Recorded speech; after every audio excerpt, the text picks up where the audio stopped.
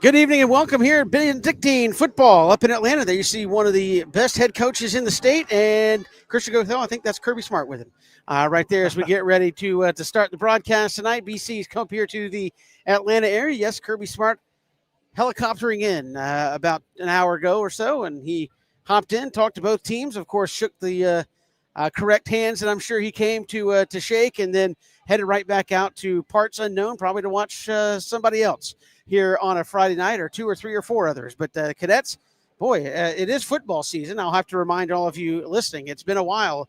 3 Fridays ago, the Cadets last played a football game, and it was against the Burke County Bears. Played a great football game, pitched the shutout, and now get right back on the field to play Westminster. Christian Gokel talking to the coaches, saying, look, it hasn't really felt like starting over on the defensive side, other than, hey, we got some guys healthy. And glad that you're coming up making this trip. Westminster, a team with a new coach, new coaching staff here for it this season after Brett Romberg retired, who had been at Westminster for a long, long time. And a lot of coaches on the BC staff saying, look, this is a good ball game to reacquaint yourself with game speed, get some more good tape ahead of Ware County and not have week off. Oh, go get them against the Gators. Gators are playing Lincoln of Tallahassee tonight, so they're getting themselves a tune-up before next week's game there in the swamps of Waycross. But tonight, Christian, you're back on the field. It is live football reps, and according to what we've talked about with the coaches, mostly healthy tonight on both sides of the football heading into tonight's ball game. Yeah, you got some news earlier this week, Kevin, that you should be back to full strength in the secondary. You get Mekhi Williams back, your starting safety. He has not played since that Camden County scrimmage. So he'll get his first regular season snaps tonight. Wyatt Esterbrook got back last week against Burke County, but a good chance to see him full speed. Then, of course, Jonathan Black playing that other corner spot right there.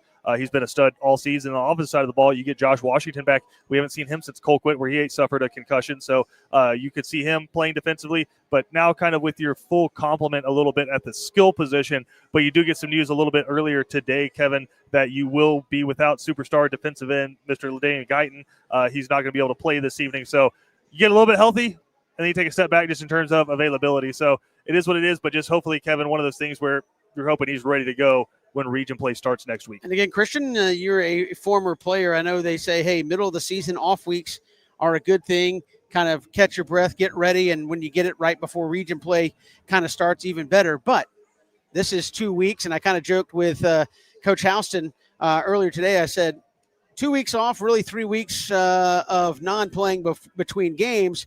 I said, but not something that you're really unaccustomed to. We've had hurricane delays, weather delays, have pushed games back sometimes weeks, and you end up with multiple off weeks. So not something the Cadets are unaccustomed to here when it comes to high school football and the way the schedule kind of plays out at times. Yeah, I think it's one of those benefits of being a South Georgia football team, especially on the coast. You're kind of used to the schedule getting a little bit wonky. I know last year, Hurricane Helene coming through and just the devastation that caused. Ware County had to play that game in Savannah, which is why we'll be heading next week to Waycross Memorial Stadium out there. So South Georgia teams are used to, if you play a season straight through as it is written down, that is an abnormal season. So BC, hopefully next season, and I think because of the day, Brett, it's going to happen. You'll have 10 games, but this just kind of, again, the end of COVID still kind of affecting some schedules out a few years, and then also hurricanes impacting games that you had to cancel some non-region games so region games could be made up because those always take precedence. So weird, but again, this coaching staff and these players are absolutely used to it. Yeah, they don't schedule quite out as far as colleges do at times, but you still have some out years to make sure you got your games locked up. So Westminster has become one of those we've seen a lot of the last couple of years. Cadets came up here a couple of years ago. We're up big, really struggled in the second half. Westminster kind of totally changed their offense and said, hey, what we're going to do is we're going to snap it to our best guy, and we're going to overload one side, and we're just going to run that way. Right. And BC had a hard time adjusting to it and really had to pull off a defensive stop with about 2 minutes left to really seal that football game. A couple years or last year, I believe it was kind of a blowout at halftime, lightning delay, and Westminster said, we're just going to get on the bus and head back. Now they come back up here to Atlanta, a beautiful setting. I mean, oh my goodness. Christian, you and I were talking here. We are literally, I mean, it's a little bit farther than that, but a stone's throw from a major interstate. You would never know it, kind of nestled back in here on the campus of Westminster. Pine trees abound, and really, if you've not been here, a small college looking campus. I Yeah. mean, there's some. I think there's some small colleges that would be like, that would be envious gracious, we'll of this campus. Yes, and again, so it's a beautiful, picturesque scene. And again, I think football games. I was surprised they don't no tickets. You just, hey, if you want to come to the ball game, come to the ball game. So it's kind of how they got it set up. The tuition is the ticket. Yeah, hey, exactly. But don't get any ideas at home. Exactly. So here we are tonight. Christian, talk about it offensively from that standpoint of taking 2 weeks off, getting back on the field. More so for AJ DePhillips and his offense of, hey, we were clicking. What can we run now to get us right back in rhythm? Remember, they were having protection issues and things of that nature in the early couple of games. What do you do to kind of say, cobwebs off, let's go? Yeah, I think talking to Danny, asking him that question a few times, and it's when he broke it down, it's not, hey, I want to see us score a bunch of points. I want to see us hitting the ball downfield. It's, I want our motions to be smooth because we call a play where a guy's going to line up on the left side and he's going to motion to the right, and we need to snap at a certain point. No false starts and just being able to get off the football. So just the players are really, really good athletes and they know how to play the game of football, but it's executing the pre-snap stuff and just being on time because BC is kind of in a flow when it comes to his offense. They want to go fast. They want to get to a few different multiple formations. So when you look at this team coming through this, you just want to execute, get out there, and then make the play once that happens. This is the Barnes Restaurant pregame show. We'll step aside. We'll come back with more here on Watch BC Sports.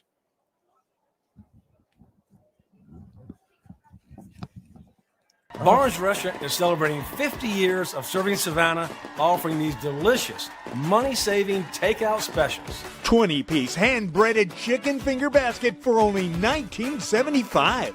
12 pieces fried or rotisserie chicken for only $19.75. And feed a large group quick with our 50-piece fried or rotisserie chicken for just $50. Call ahead for faster service or order online at barnesrestaurant.com.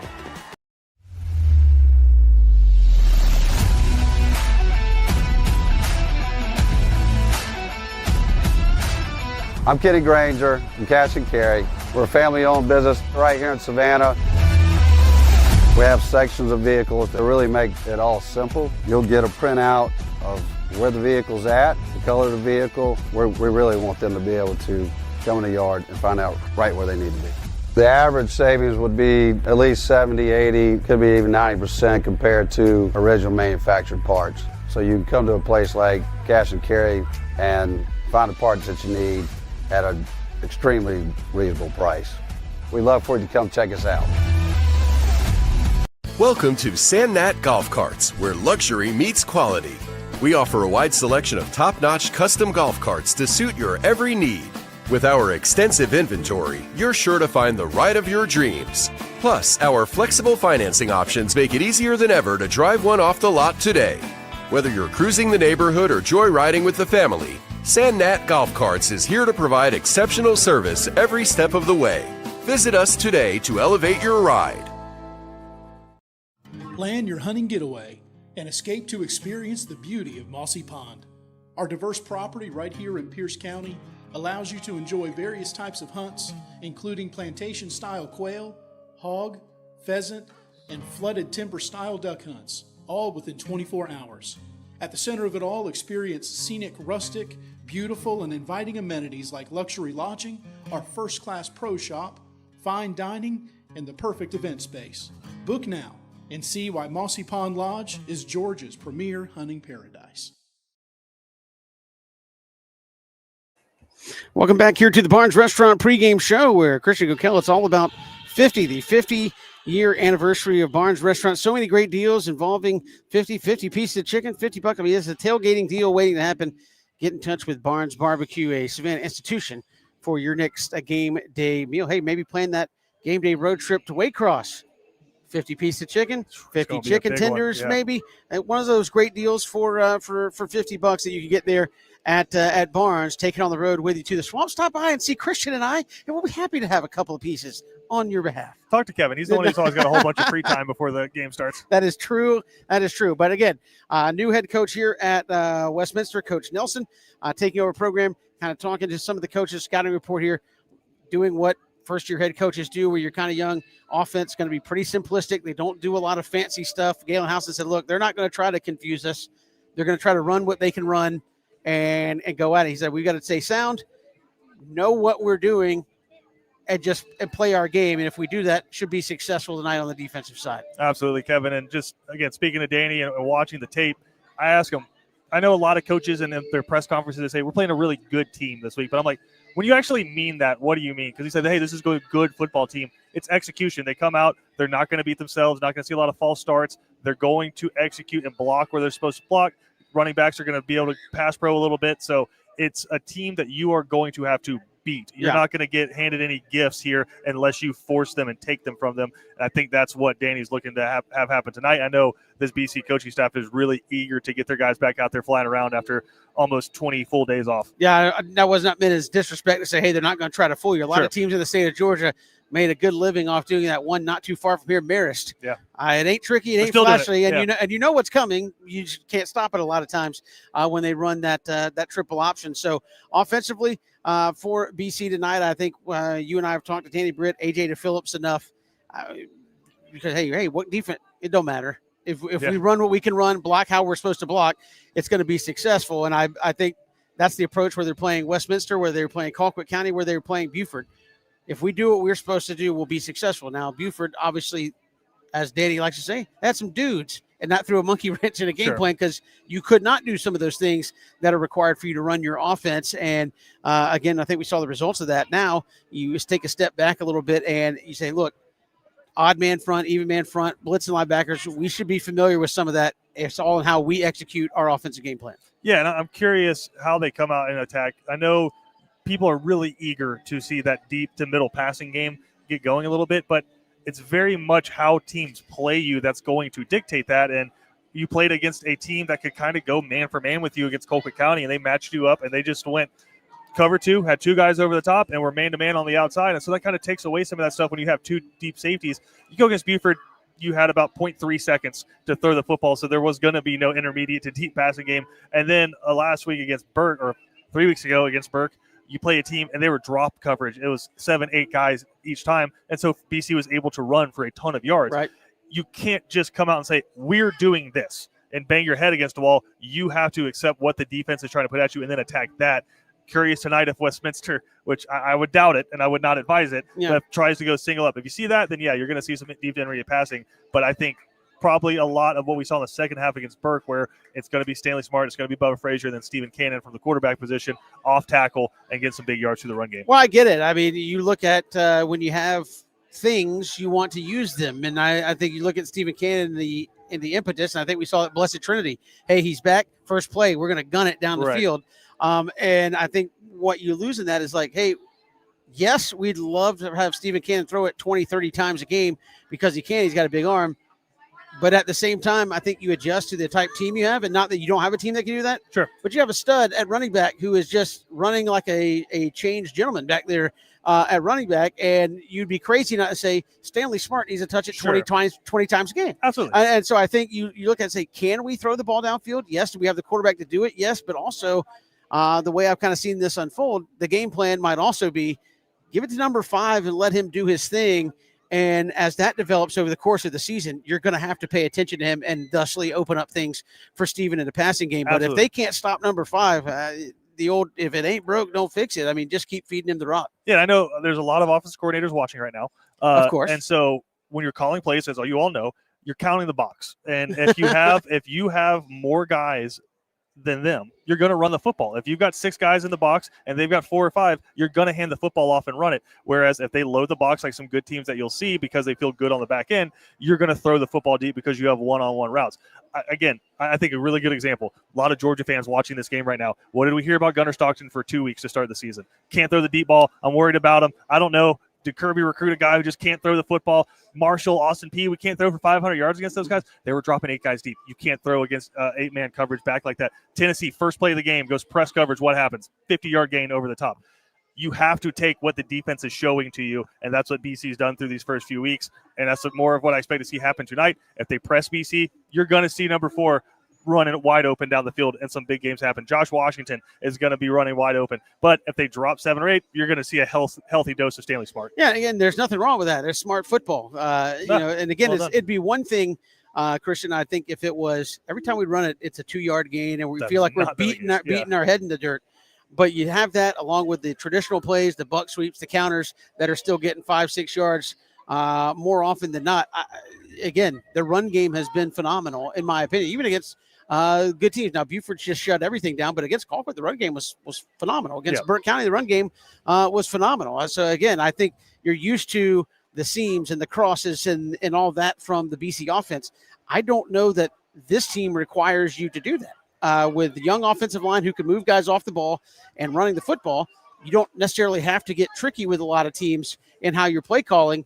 It is, hey, we're going to run the base run plays, and as long as we're getting 6-7 yards at a clip, what are we talking about? Right. As an offensive coordinator, yeah, we might take a shot here, but I mean, if we're just picking them off 5-6 yards a clip, you'd be crazy not to consistently afford yourself that opportunity in terms of the play calling. Yeah, and I can understand maybe the frustration from the fan base because you're like, man, if we're not doing it right now, are we going to be able to do it when we need it?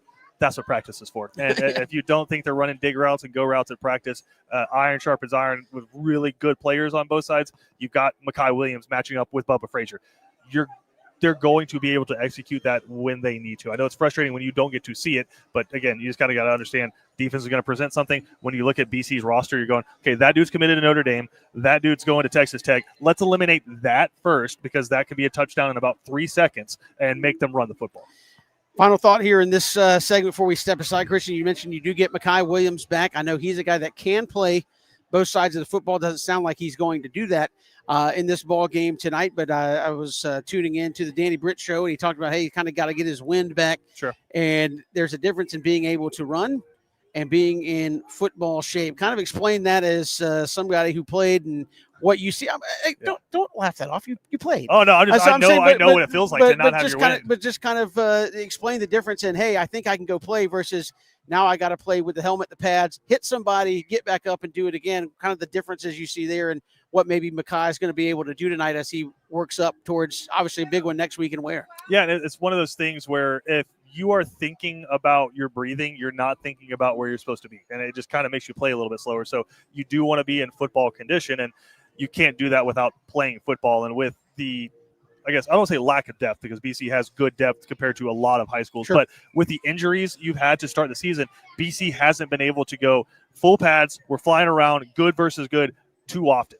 And so you're going to get a lot of these reps tonight, and you go up, you make a tackle after they get an 11-yard gain. All of a sudden, they're going fast to the line of scrimmage. You're having to run 15 yards back to get to your safety spot. They're running another go route where you have to get back to the hashes. That's an incomplete pass, but you still just ran 40 yards in a wide open sprint, and then you have to get back, get the play call, get ready for third down. That takes conditioning, and it's really hard to simulate that. So I'm curious to watch.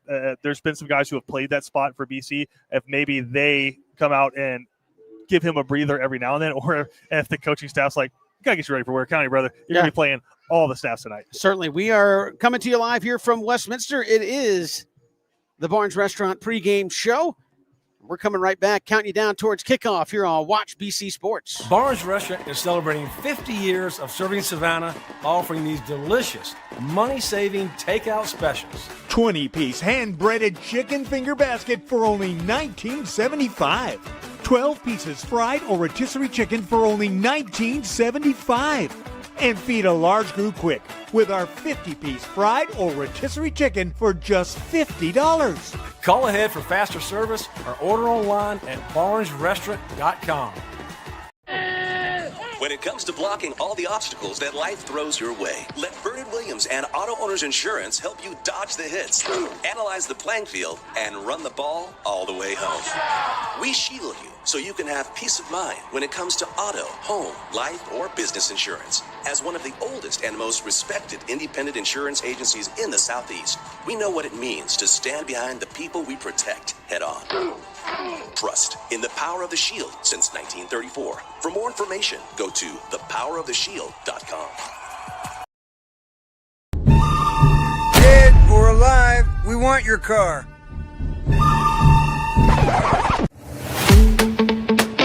No matter the condition, running smooth or barely rolling, Cash In Carry in Savannah will buy it right off the road. Visit us now, get your instant offer, and turn that ride into cash today. We buy cars, any condition. As the world's largest lifestyle retailer of recreational boats and yachts, MarineMax is dedicated to connecting people with life-changing experiences on the water. More than just a boat retailer, MarineMax offers a complete range of services. 3518 Old Tybee Road, Thunderbolt, and online at marinemax.com. Criminal defense, family law, child custody, DUI, and divorce. When so much is on the line, you need expert legal representation. The one to call is Savannah's own Jonathan V. Dunn, PC, attorney at law. Voted the Thomson Reuters super lawyer consecutively since 2023 and an Avo top attorney rating of 9.7. You can count on Jonathan V. Dunn to leave no stone unturned to deliver the justice you seek. Contact 912-200-9352 or online at JVD Attorney. BC Brothers Moving is Savannah's most trusted moving service. From residential to commercial to packing supplies, BC Brothers does it all. Let BC Brothers' energetic, trustworthy team wrap it, pack it, and move it for you. Check out BC Brothers online at bcbrothersmoving.com or give them a like on Facebook. Welcome back here to Westminster, right in the heart of Atlanta.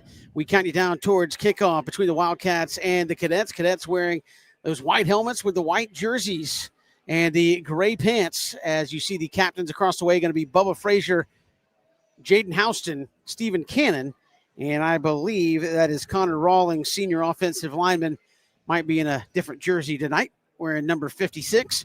But you see the captains walking up the far side and getting ready to get things underway. Christian Gokel. But again, got to feel good for these guys tonight. A long bus ride, yes, a lot of traffic to get here to the stadium.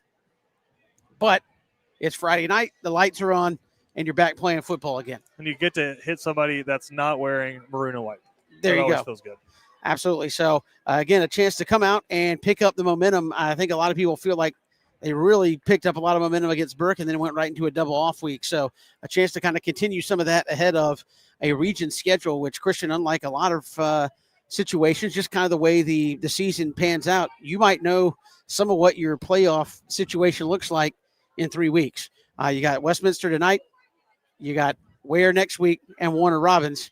You get through that, you kind of know. And again, Perry's going to be good, but New Hampstead kind of struggles a little bit, and Wayne County just fired Coach John Mooring this week. So they're a team obviously in transition. You got to be in the top 4 of a 6-team region. Depending on how you do against Ware and Warner Robins, you could already kind of know, hey, maybe very least we're going to host a playoff game, even with a couple of weeks left to go with some teams that played on the field, but you should beat later in the season. Sure. If you are truly a number 1 or 2 seed in your region. Yeah, I mean, obviously you're focused on tonight, but really tonight's the ramp up for the most important games of your season, starting with next week at Ware County, where whoever wins that game, I feel like, is in the driver's seat to win this region just with the way the schedule shakes out. So massive games coming up, but got to get through the next 4 quarters healthy and with some momentum going into next week. So you see the captains out there. They're having the coin toss. We'll wait for that before we take one more quick break before the kickoff. And I'm sure if you're Danny Brown, I'm not speaking for him. I didn't ask him today, but after 2 weeks off, I want the football, quite frankly. Let's see. If they win, I'm going to predict defense because he likes putting his best foot forward. Westminster won it. They're going to defer. So, hey, offense is going to get the ball first. We'll step aside. We'll come right back, get you the opening kickoff. Glad to have you along after a couple Friday nights off here on Watch BC Sports. This has been the Barnes Restaurant pregame show.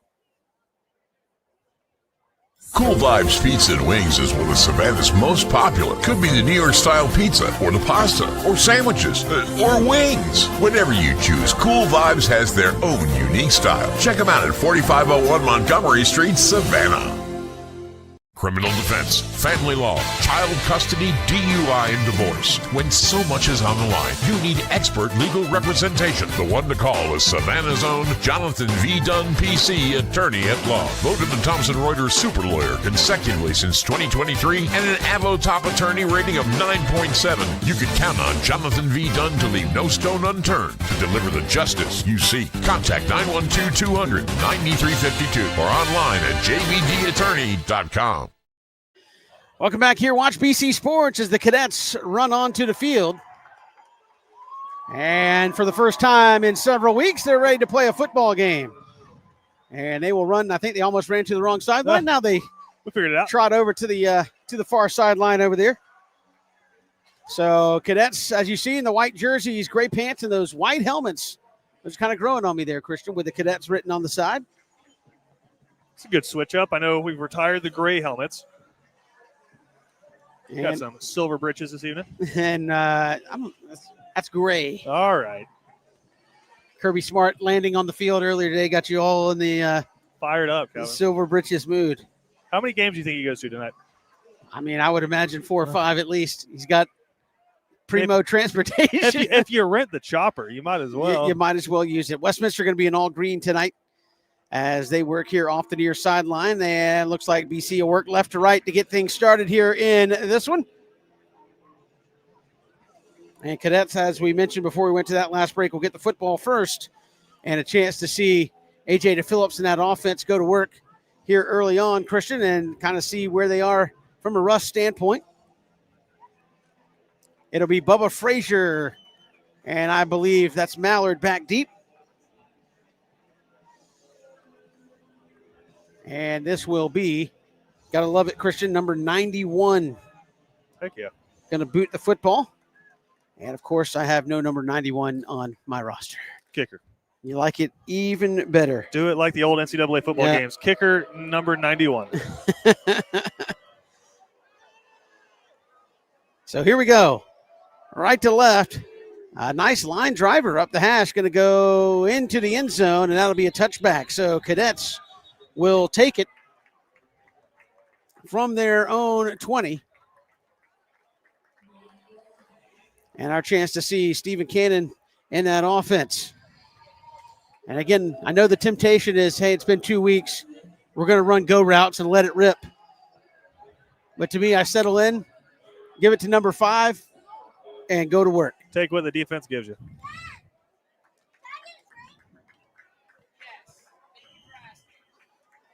So here is Stephen Cannon going to go under center.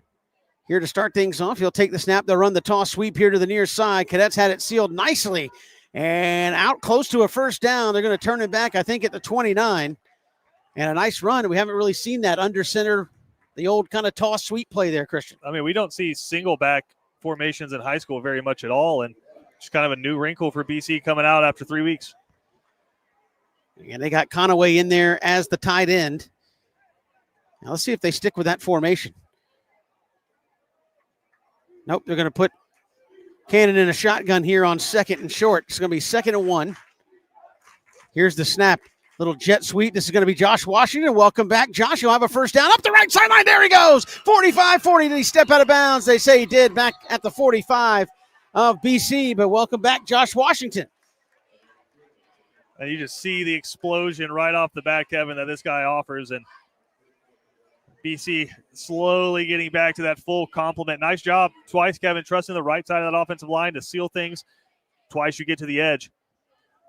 You got Carlton Hall, big right tackle, helping pave the way. Cadets will put trips. Now they'll motion Bubba Frazier out of there. Stevens going to fling it out to Bubba. Oh, Bubba took a shot back at the 40. And you know that one hurt. Christian kind of took it right there in the rib cage. Did Bubba coming up from the cornerback spot. And that one's kind of pre-called there, Kevin. You have 3 guys out there trying to block 4, and the guy who was responsible for Bubba just comes in unblocked. That's one of those ones where, again, it's called that Steven's supposed to throw that, but if you're a quarterback and you recognize that they have man-to-man coverage on, you might just pull that one down and try to run it yourself. So Cannon will go back under center, and they'll give it straight ahead to Smart. Stanley right up the middle, and he'll get close to the midfield stripe. And it'll bring up 3rd down and about 7 from the BC. They'll mark him back at the 47, so make it 3rd down and 8. So, again, we talked about it during the whole pregame. Are you just going to drop back and try to throw into drop coverage here, maybe just get somebody to the sticks? Or is this one of those situations where BC, like they have so many times in the past, tries to go underneath with a tunnel screen? Yeah, Westminster showing kind of a cover 3 deep safety look here on 3rd and 8. Everybody tight. And here's Cannon on a shotgun looking. Stevens going to step up in the pocket and scramble. He'll get into Westminster territory. He's got the first down. Nice run there by Stephen Cannon. Showing off the legs, gets all the way down to the Westminster 40. And once you kind of broke that first wave, Christian, it was kind of some nice running there by Steven. Yeah, not a called run. Steven just did a good job. And I like it, Kevin, because he didn't try to go around. He stepped up into the pocket and made that happen. Nice play from your quarterback.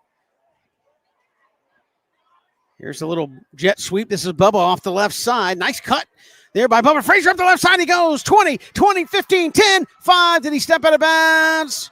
No, touchdown. Nope. They're going to mark him out. There's a flag on the play. I thought the back judge ran up and was going to say he stepped out of bounds. The umpire said he got into touchdown, but there's a flag back at the 29 of Westminster. Looks like it's going against BC. Yeah, usually in that territory, somebody holding on the edge, a wide receiver.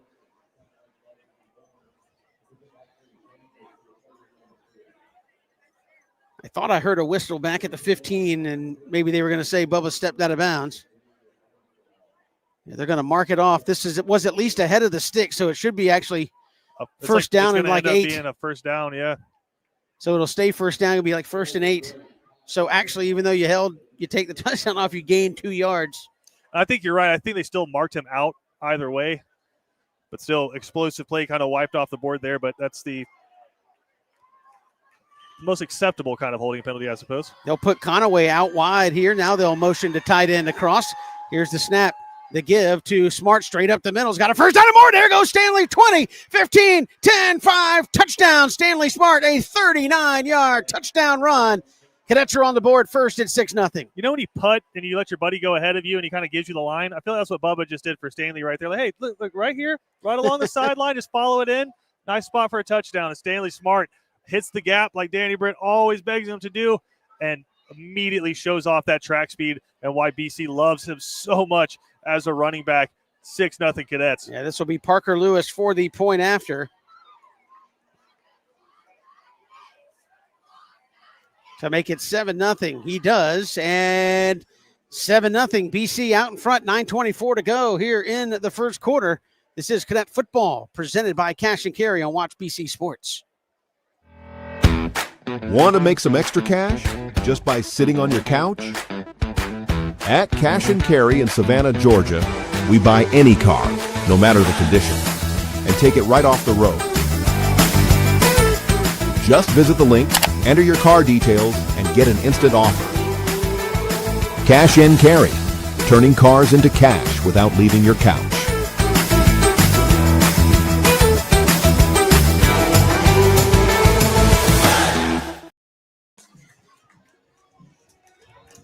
Must be America themed tonight here at Westminster. Got folks dressed up like the Statue of Liberty, folks wearing the American flag, and now they're playing Party in the USA during the on-field timeout. We got a Sammy Sosa jersey down there, man. Well, this is make me feel patriotic. He did run around the field with the American flag. Yes, he did. And that's what I'm wondering is if this is maybe a you didn't play last week or at home, so 9/11 Memorial. Oh, possibly. So this will be John Brenton to handle the kickoffs. It's like an outside linebacker. Yeah, this has been kind of a work in progress all season long between Brenton and Parker Lewis. And Brenton's going to put foot into it, and we hear whistles blowing. There's a flag offsides against BC. So back it up 5 yards. Christian, I want to talk about something there. We talked about wrinkles on that first drive. Another little wrinkle, you had the tight end, Conaway, out in the slot. He came in motion, and Smart just kind of followed him to the hole, kind of like a fullback lead without utilizing a fullback. Yeah, absolutely. Just call it H-back now, but, I mean, it's a fullback, and you just got to go to the hole that he opens up right there. Good job getting to the next level and sealing things. That's kind of the next step that BC's waiting on from this offensive line is, cool, you get to the first guy, but can we get our feet moving and get to that next guy, and that's how you get explosive runs. So we'll do it again.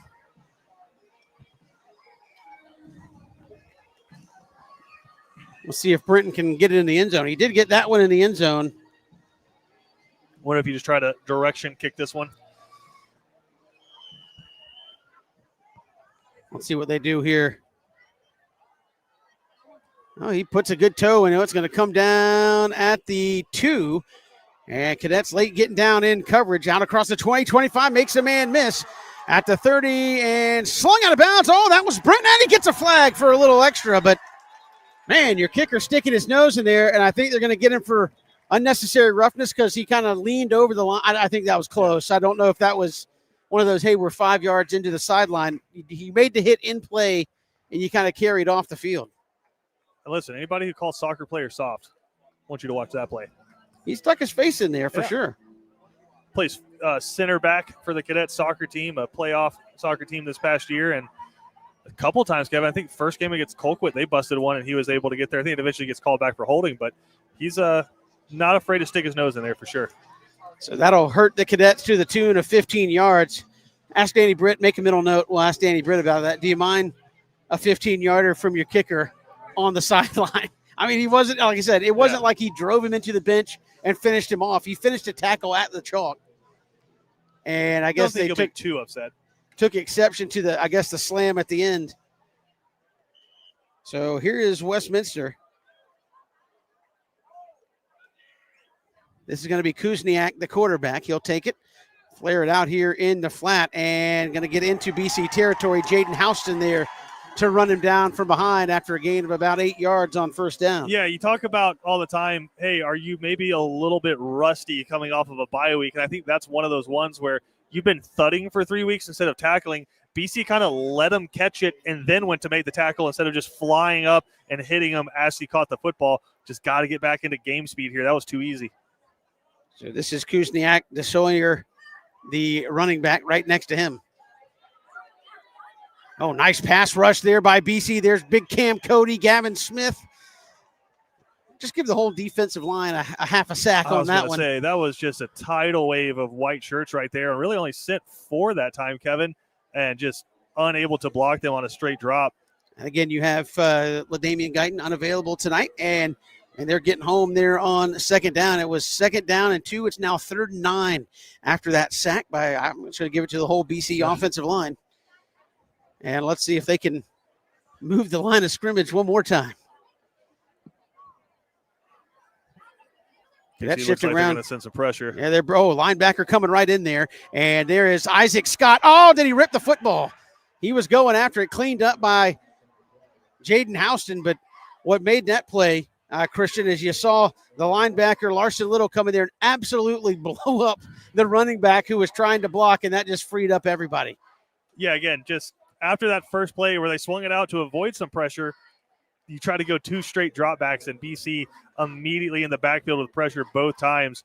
That BC pass rush without Guyton looking fierce. And I was curious how they were going to approach that, because a lot of times with Guyton in there and Cam Cody at the nose, teams are just going to run to the opposite side and try to boot out. But without him, you wonder, hey, maybe we can go straight drop. And obviously that hasn't worked out too great so far. So here's the punt by Westminster. Double safeties back. There is Mackay. He's going to let it go, and it's going to check up and hit at about the 11-yard line. So Mackay not maybe wanting to go for the over-the-shoulder catch and drop it in there. BC's going to start deep in their own territory. And so first drive, Kevin, run, and it worked out pretty well. It really only saw that little flare pass, and it got blown up. Curious to see if Westminster comes out here and tries to load the box up a little bit more. And we'll see if Stephen Cannon's able to take advantage of that. And you got a couple of guys playing both ways here for Westminster.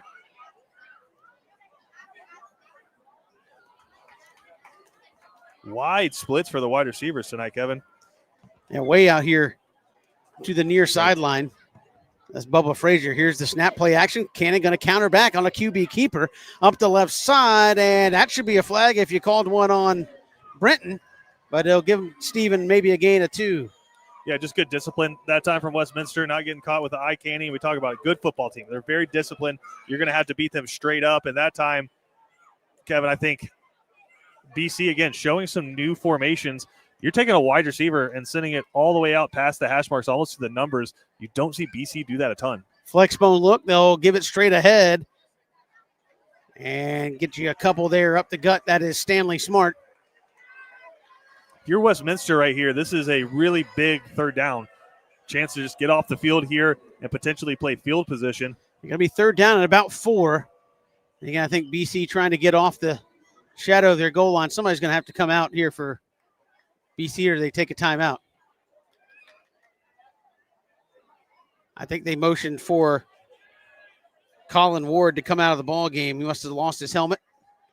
And Cadets going to have to run in a new offensive lineman. That's going to be David Ongiri, who's going to come in to take his place. Looks like Hall ran off too. So you got 2 offensive linemen in there. So this will be 3rd down and 4. They have not started the play clock. Now they do. They got a lot of substitutions on that offensive line. I think 3 new guys have come in since that last play. So here's Cannon under center. They'll fake it. Play action boot. Cannon rolls out, has a man. It's Conaway. He dropped it. Had to throw it off balance. I thought if Conaway reeled it in, it was one of those where he was kind of leaning. Don't know if he kept his feet, if he would have had the first down. But a tough play there by Stephen Cannon, and Cadets are going to have to punt the football. Yeah, again, good defense that time. Just discipline. That you have a guy that doesn't bite down on the play action, gets about 2 yards deep and holds up, and he's able to force Stephen to go out and around, which makes that play action just a little bit tougher, kind of throws off the timing a little bit. And Kevin, we've seen BC get some punts blocked. This would be a prime time if you're a Wildcat to do that. It's going to be Stephen Cannon punting the football. They give him a lot of respect with the 2 deep safeties. Here's the snap. Cannon gets it off, and it's a wobbly one off the side of his foot. It's going to hit and take a Wildcat bounce back at the 35. And that's going to end up being maybe about a 20-yarder there from Stephen Cannon. Yeah, just mishit it right there. I think feeling some pressure off the right side. And home crowd's fired up right now, Kevin, because you get a big 3rd down stop and then not a great job punting right there. And you're in plus territory here with a chance to put some points on the board. Talk about how important special teams are. Really good punt from Westminster to pin BC deep, and then you flip that around 3 plays later, and you picked up a lot of yardage. Let's see what Coach Houston dials up here. Again, his defense got after him on that first drive, all with the exception of 1 running play. They were living in the backfield. Here's the snap. They'll give it straight ahead and tackled. That's going to be Cam Cody. Bring him down, and Isaac Scott give him a gain of about a yard and a half. Yeah, good job just staying disciplined right there from the guys on the inside. Kind of figured they try to run it to soften up that pass rush a little bit, and nobody got too far upfield, stayed on their man. Really nice job. They're going to go empty set here, 5 wide. Trying to hard count BC. BC with only 3 down linemen. Did somebody flinch? Offsides again. BC, who moved? I did see a flinch, but defensive line, they didn't jump into the neutral zone. Shaky. I guess. I did not see anybody take that full bottle leap unless they're going to say the flinch. They were enough, what do they call that? You initiated the move basically on the offensive line. Are you simulating the snap count, Kevin? I guess. So 2nd down, we'll call it about 4 here for Westminster. Kuzniak will step back in the shotgun with 3 wides up top. They'll motion to back out. He'll keep it himself, go off the left side. He'll have the first down, and brought down, still dragging the pile, pushed out of bounds. That's going to be Amari Burse and a couple of the other defensive backs here to shove him out, but not before they move the chains. Something, Kevin, where if you have an athletic quarterback, it's something that's always in the back of your mind. Just playing 11-on-11 football. That time, just a little counter coming back. It's a play Georgia Tech runs a lot with Haynes King, and we're just a few minutes down the road from their campus. So number 15 showing out right now.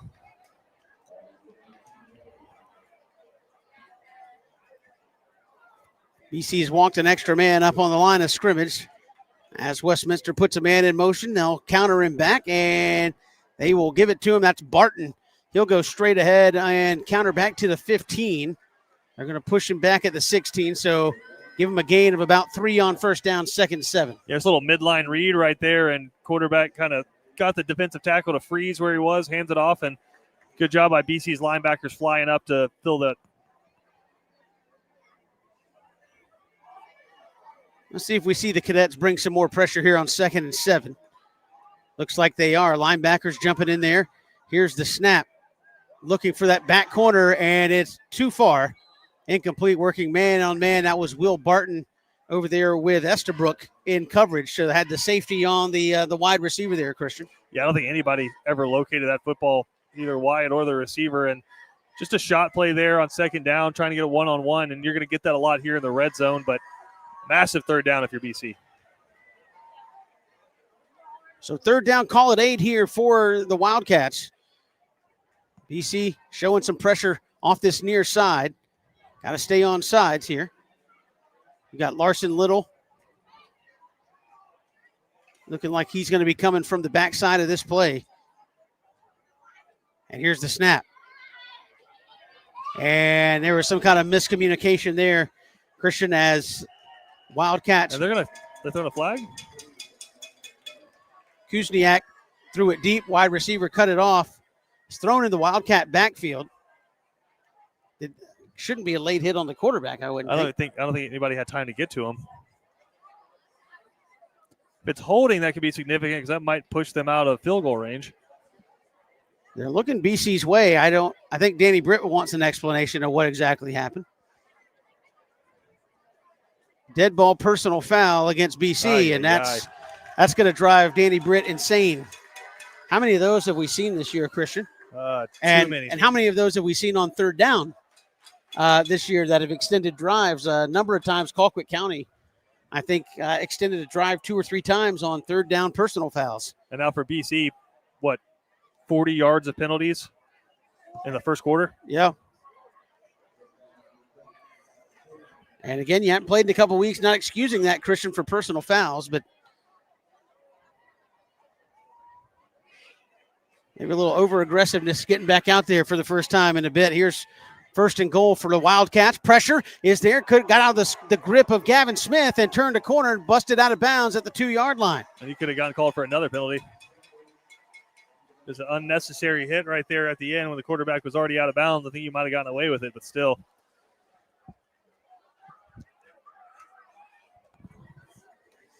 So it'll be second down and goal. They're going to say stepped out at the 4. At least that's where they have it marked. The ball looks a lot closer than that. At the 3 is where they'll have it. So second and goal from the 3. BC got everybody playing tight here. Here's the snap, a little give off the left side, and Westminster sealed the edge nicely and in for a touchdown. Christian Gokel goes the running back. That is DeSawyer. And it's 7-6. And so you have a bad punt, give them a short field, couple of penalties, and there you have it. I'm going to say, good football team. You can't do that against them. They're going to take advantage when you let them just stay alive on drives like that. And BC extended that one multiple times. Can't do that against good football teams. So here is the point after for Westminster to try to even this game up. It is up, and it is good. 7-7 our score. Just inside 4 minutes to go here in the first. This is Cadet Football presented by Cash and Carry. BC Brothers Moving is Savannah's most trusted moving service. From residential to commercial to packing supplies, BC Brothers does it all. Let BC Brothers' energetic, trustworthy team wrap it, pack it, and move it for you. Check out BC Brothers online at bcbrothersmoving.com or give them a like on Facebook. Welcome back here to Westminster. Wildcats have tied it up. Got the short field off the bad punt and drove it 35 yards in there for a touchdown, aided by a third down personal foul where, Christian, you had him stopped, quite frankly. I just can't do that, and I know that's going to be a conversation on the sideline right now under that defensive tent. Like the aggressive play, but aggressively under control. That's right. Correct. BC thinks maybe Westminster are going to try to pooch something short here. They do not. They drive it deep, and it will chase Bubba into the end zone. So the Cadets will have a little breathing room, and they'll start on their own 20. All right, Christian, haven't seen the passing game really do anything thus far for BC. Do you just keep pounding with the run, or do you try to take a shot of some? I'm not, by shot, I don't mean 40 yards downfield. Do you try to get maybe a double move over the middle here and open some things up? I think you stay patient. I mean, you were able in the first drive to just kind of eat off the side at will. Just try to get back to that, and then if they start coming up and try to force you to go over the top, that's when you take it. But right now, Kevin, you look, 2 deep safeties. And here's the snap to Cannon. He'll give it Stanley Smart off the right side. Got a nice block. Sealed, cuts back at the 35, almost out to the 40. They'll mark him down at the they'll give him the 40. So a first down and a gain of 20 by Stanley Smart. Again, what we talk about, you can get off right tackle at will right now. Keep doing that until they show that they can stop it. And Smart, very patient, waited for that edge to get sealed. I think that was Conaway with the kick out block, and he cut back right in that hole. Cadets will put Bubba in motion here on first down. And Cannon's going to keep it off that left side, makes a man miss, gets a nice block, 45 into Westminster territory, and dives ahead. He should have the 40-yard line, so that should be a 20-yard gain for Stephen Cannon. Yeah, and you see why his teammates love him so much. Doesn't try to walk out of bounds right there, sticks his foot in the ground, gets 10 more yards, and lowers the shoulder at the end. We got a Westminster Wildcat on the ground. Maybe got a stinger the way he's kind of sitting up. But, yeah, nice call there with Stephen Cannon. Christian Gokel is, again, you kind of see the patience of a running back on that play by Stephen, where he kind of waited. I think that was Carlton Hall that time that got the kick-out block on the edge. He cut right inside the lineman's hip there, and away he went. I think Stanley Smart's done a really good job of that. We've seen Bubba Frazier do it a million times, but Stephen with a really good job of it right there. And it's how you help out your offensive linemen. Wait for the play to develop instead of just running up their back and kind of clawing up their calves with your cleats. Let them get downfield, develop it, and you just kind of grab onto the back of them and ride them until that hole opens up. So it's just simple football. But, Kevin, I think the thing, if you're excited about if you are a BC skill player, is the offensive line is getting to the next level, and they're blocking downfield, and they're opening up some of these holes. That's big to see. I got to say, if I'm A.J. DePhillips, with what I've seen here through the first 9 minutes, I'm not throwing a pass till they stop me. Correct. I mean, they are wearing out and you've seen the left side of the Westminster defense. It's the, hey, I'm going to stick my toe in the water with the blitz a little bit, where you're still leaving two back, but they're sending the nickel every now and then, so they're sending a fifth guy. If you see them have to stack much more in the box, that's when you're going to see BC start taking some shots. Cadets will put twins here to the short side. That's Aaron Mallard and Bubba Frazier. They'll put Stanley Smart over to the left of Stephen Cannon. 1st and 10 from the Westminster 40. Here's a snap. Cannon looking to throw. Going to tuck it and take off out of there. Trying to buy some time. And, they're going to get Carlton Hall with an absolute pancake. Oh, what a catch by Mallard. It's not going to count. But, my goodness.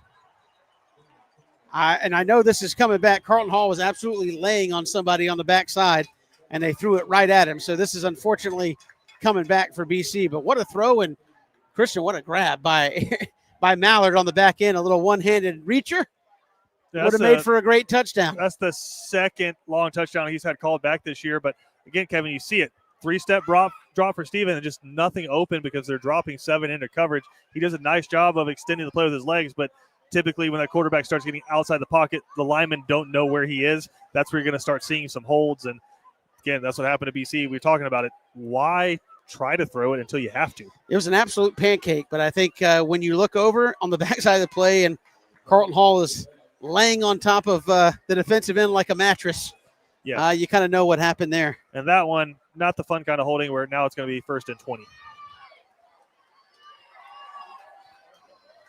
I got to say, you had back-to-back runs at 20 yards. I'm still running the football here. Oh, 100%.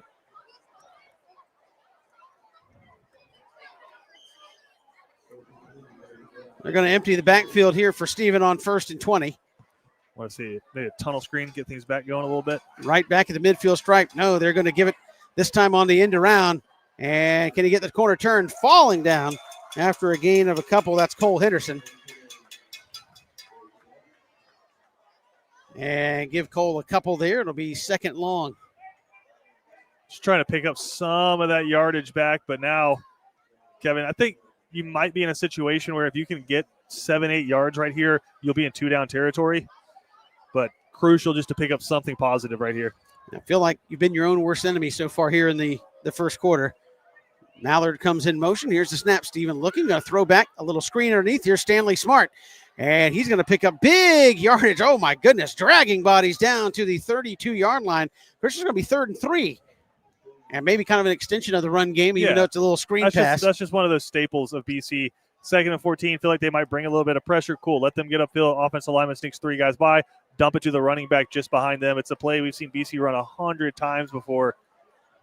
But one that's very effective. This looks like toss sweep to the right here for BC as they brought in some big bodies. They'll give it to Stanley Smart, and a gaping hole. He spins inside down to the 21.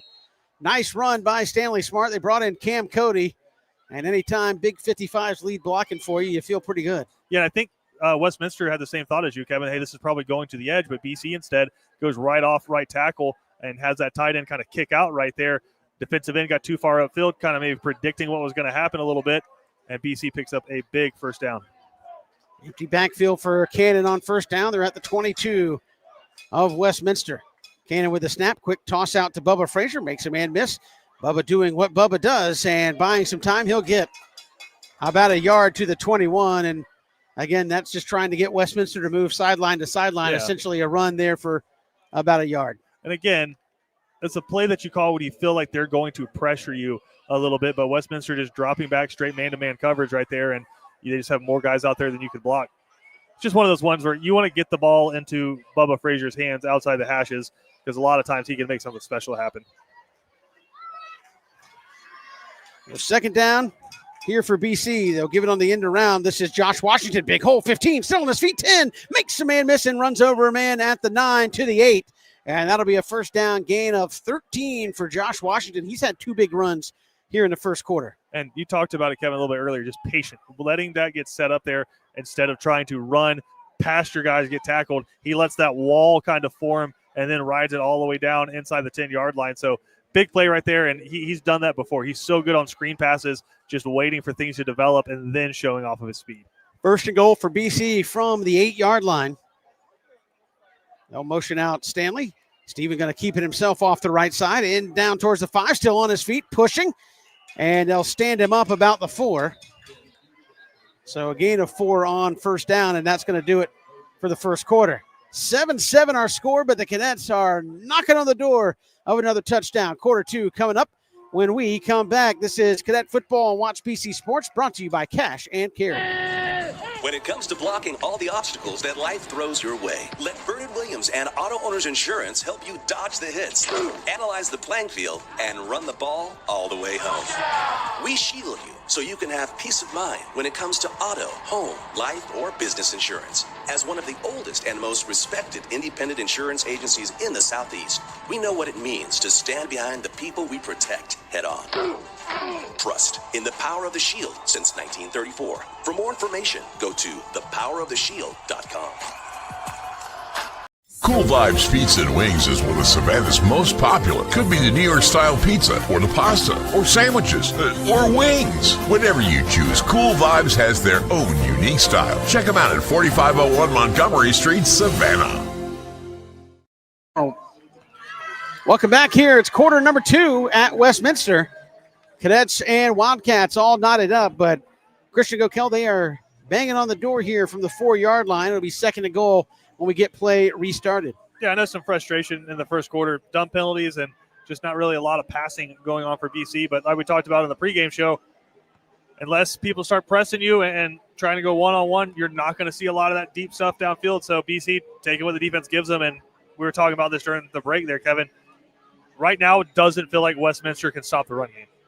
Yeah, no, at least not with what they have committed. I know offensively you say, hey, we want to be balanced. That was one of Coach Britt's keys. I'm saying the heck with balance. They cannot stop the run game and haven't proven they could to this point. Just go full Paul Johnson and just say, hey, if I don't need to, why would I? 3 things can happen when you throw the football. 2 of them are bad. Cadets will bring Cam Cody in at fullback ahead of Stanley Smart. And here's the give to Stanley, and he'll walk it into the end zone for the touchdown. Right there off the right side, you're following Cam Cody at Carlton Hall. I know where I'm running the football. It's 13-7. Yeah, and just a great job on that right side of the offensive line, creating that hole. You got some big dudes in there as your fullbacks, and BC able to just walk into the end zone right there. And I think maybe took some offense to the chance of overrated coming from the Westminster student section. A lot of football to go to be breaking out that chant. Here's Parker Lewis for the point after here for Benedictine. And he drives it right through there. It is 14-7. Cadets punch it right in on the first play of the second quarter. We're coming right back. Let's watch BC Sports presented by Cash and Carry. Criminal defense, family law, DUI, and divorce. You need representation. The one to call is Savannah's own Jonathan V. Dunn, PC, attorney at law. Voted a Thomson Reuters super lawyer consecutively since 2023. Online at jvdattorney.com. Welcome back here to Westminster in the heart of Atlanta. 14-7, Cadets lead it, and again have played really good football. The only touchdown drive for Westminster was set up by a short punt, started from the BC 35. Cadets had him stopped. Personal foul on third down, extended the drive. Westminster punched it in from there. Again, stay out of your own way defensively. You had some stops, and you let them pick up some yards. Like you said, silly offsides, small flinch, but still, and then just got to get rid of those 15-yard penalties.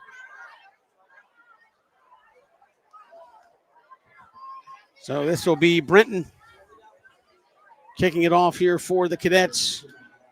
And again, his kickoffs after a couple of weeks off have looked pretty good so far.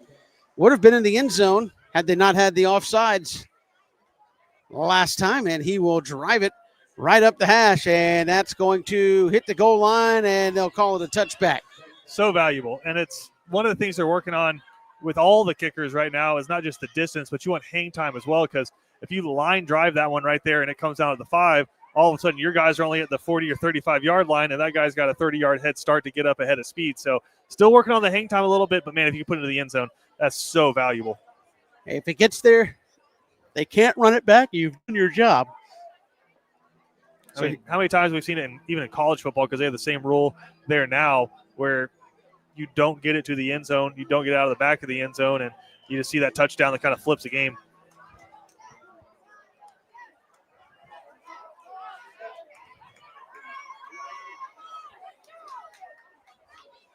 So first down for Westminster. They'll throw it in the slot, not even close. And that was about 5 yards out in front of Barton there looking for that pass. Yeah, just good job. Good leverage there from Wyatt Estabrook, your safety, kind of coming down in the slot. BC kind of going with a single high look right there. It's so good to have 22-2 back in the secondary. So Westminster probably not where they want to be on second down and 10 throwing the football.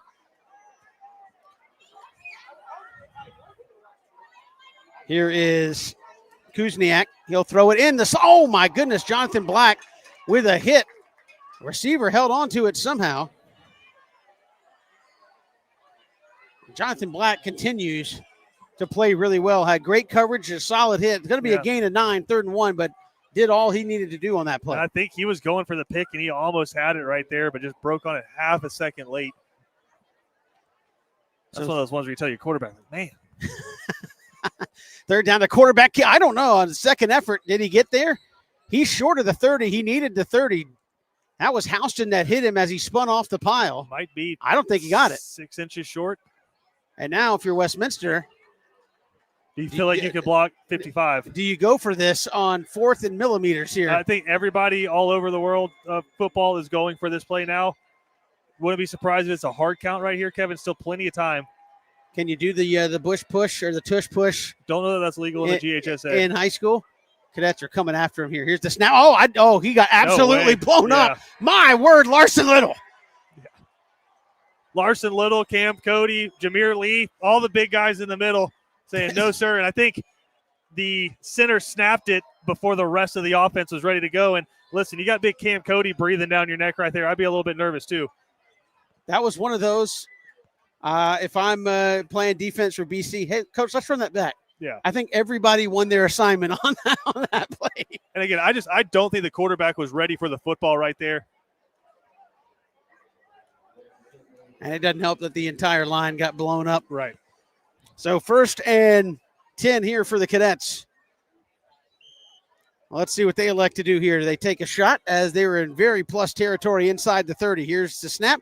They give to Stanley Smart. Oh, they're going to run the reverse back. Here comes Bubba, and there's nobody. Nothing but open grass. 20, 15, 10, 5, and did he get there? Yes, he did. Bubba Frazier with the touchdown. 28 yards on the scoot. And as soon as they flipped it on the reverse, Christian, there was nothing but green grass for days. And you saw it. Nobody caught up to him until he was right at the goal line. 20-7 Cadets. Yeah, look for all the world like, hey, we read this one perfectly. We've got it blown up. But BC, I think, kind of knew that they were sitting on that. And so you run that jet sweep or you run that underneath handoff, let them get upfield, and then flip it back to your all-world player that's headed to Notre Dame. And Bubba Frazier shows why he's one of the best players in the country. Point after by Parker Lewis. Those are getting better. Right through there and good. 21-7 on the 27-yard scamper by Bubba Frazier on the reverse. BC out in front. This is Cadet Football, brought to you by Cash and Carry. Plan your hunting getaway and escape to experience the beauty of Mossy Pond.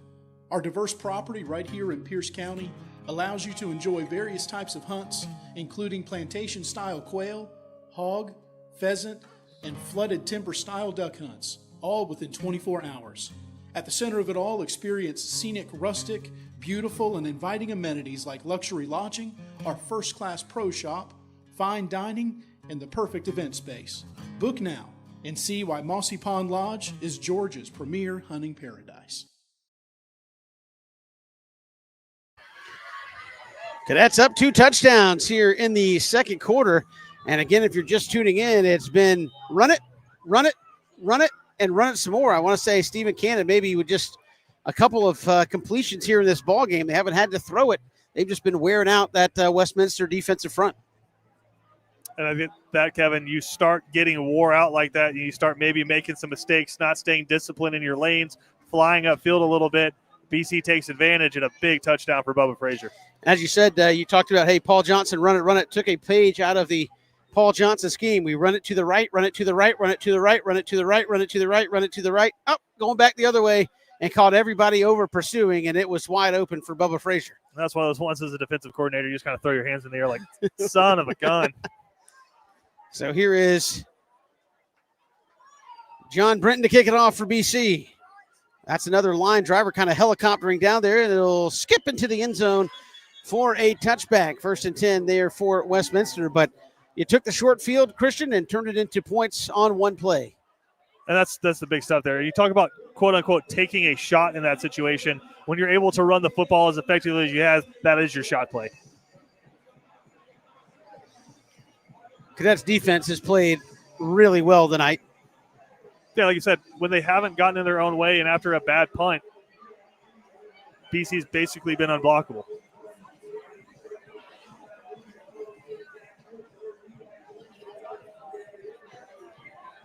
So 1st and 10 here for the Wildcats. I think Christopher Kuzniak is going to see 97, 55, 51 in his sleep tonight. They have been living back there early in this ball game. Cadets are bringing pressure, high snap. Kuzniak going to keep it, and there's Larson Little right there meeting him head up for the sack. Had a little help from Jameer Lee, but they are pursuing to the football with reckless abandon at this point. And that play never had a chance. High snap, and it was supposed to be a give to the running back, but the timing just all messed up. Quarterback decides to hold on to it and get smacked. Just fortunate to not lose any yards. So it'll be 2nd down. And I imagine Galen Houston's having all kind of fun here when you know you can cover man on man and just send different guys. And here's the snap. Kuzniak looking, throws it in the slot. It is caught.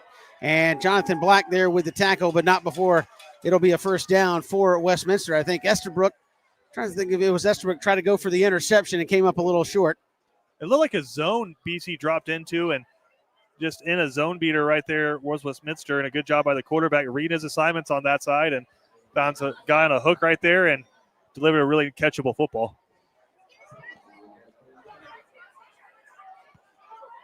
And there's always going to be pockets that you can find if you can get to them and you have a quarterback that can throw it. So 1st and 10 for Westminster. They'll hand it off the right side. Oh, my goodness. Cam Cody just obliterated his assignment, and that one never stood a chance. I was going to say they're setting the edge, and then there's blowing up the edge, and Big 55 did that right there. When you're a running back, you kind of want to see your offensive lineman leaning forward. A lot of times you'll see them, they hit somebody good, they kind of stand up straight a little bit, you can make a play. But when your offensive lineman is leaning back at you, that's just not a good time.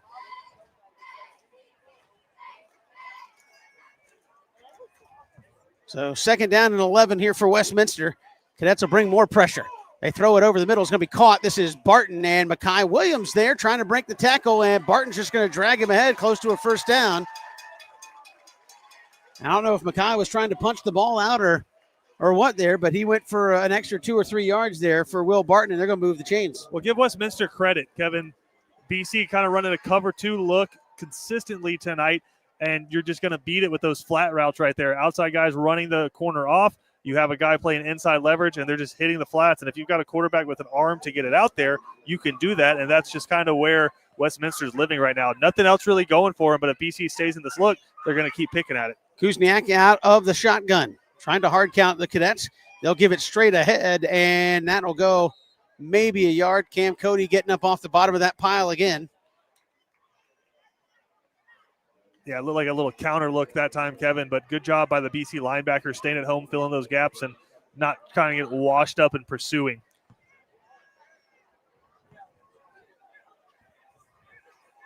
Cadets again with that 3 down lineman. They're bringing linebackers and edge guys on almost every play.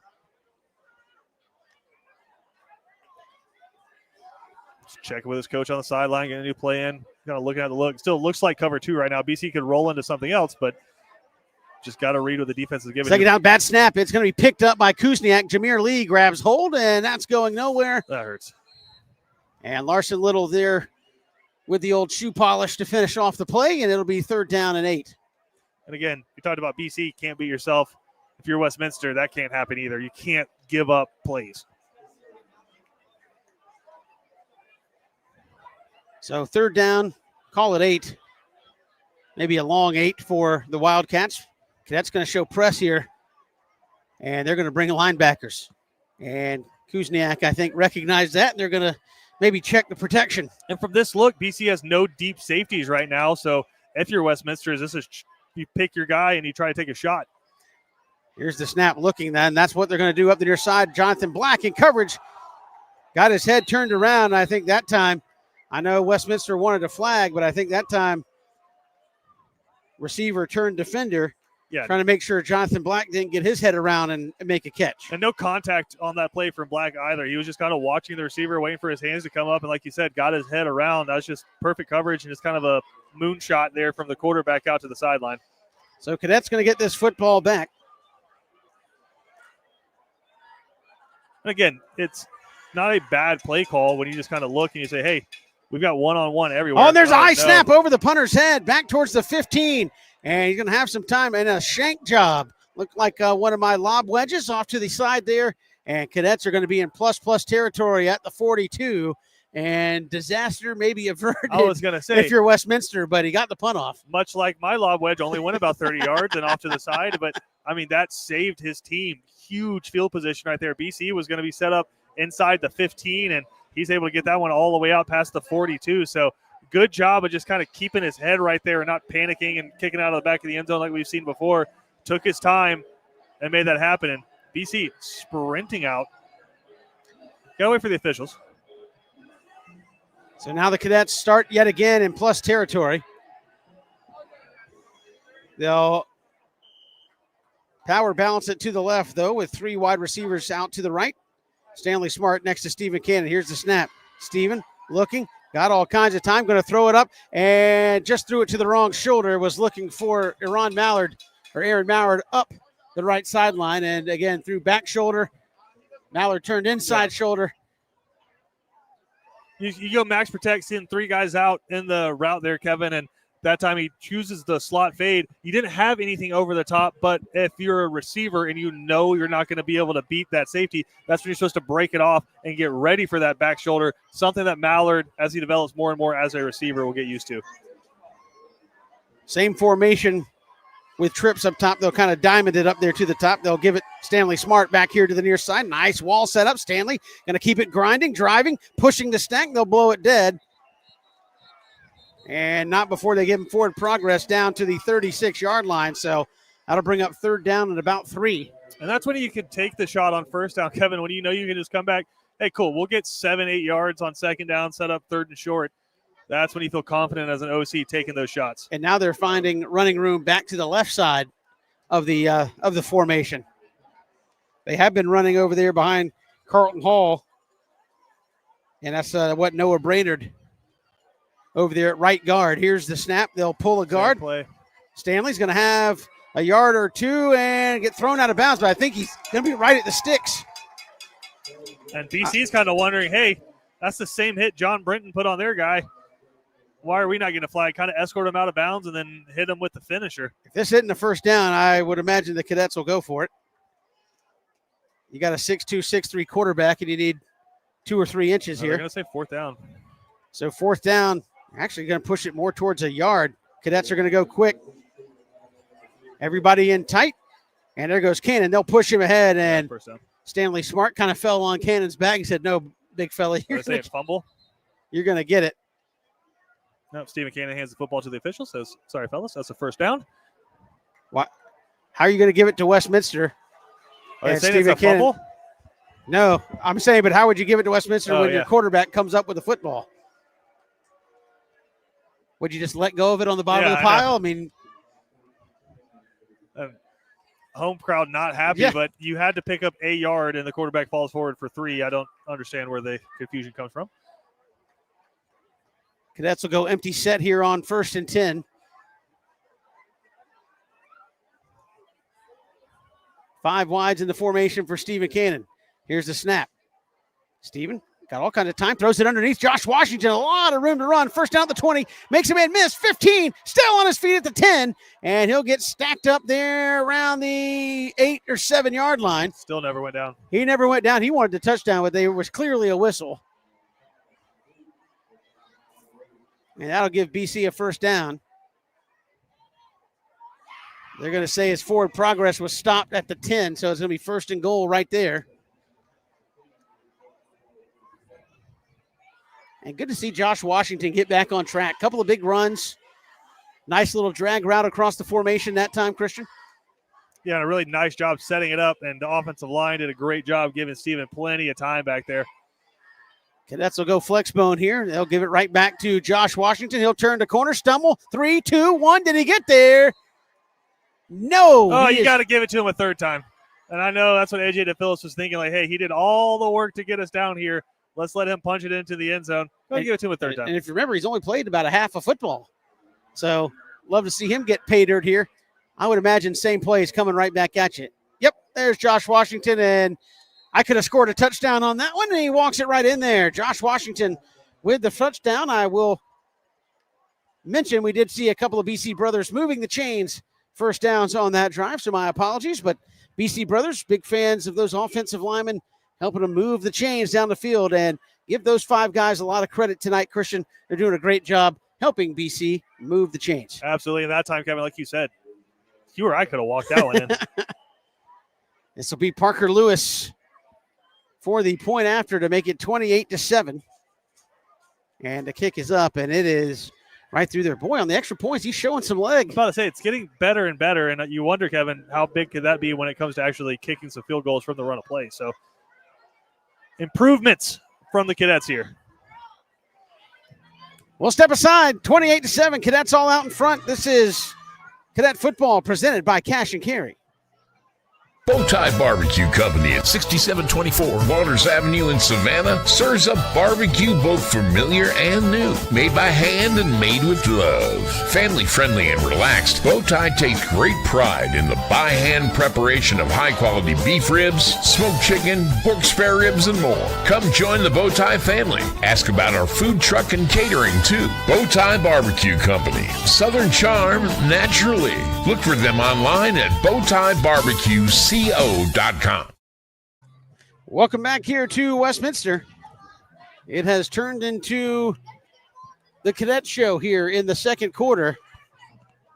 And good to see a couple of guys kind of go off here.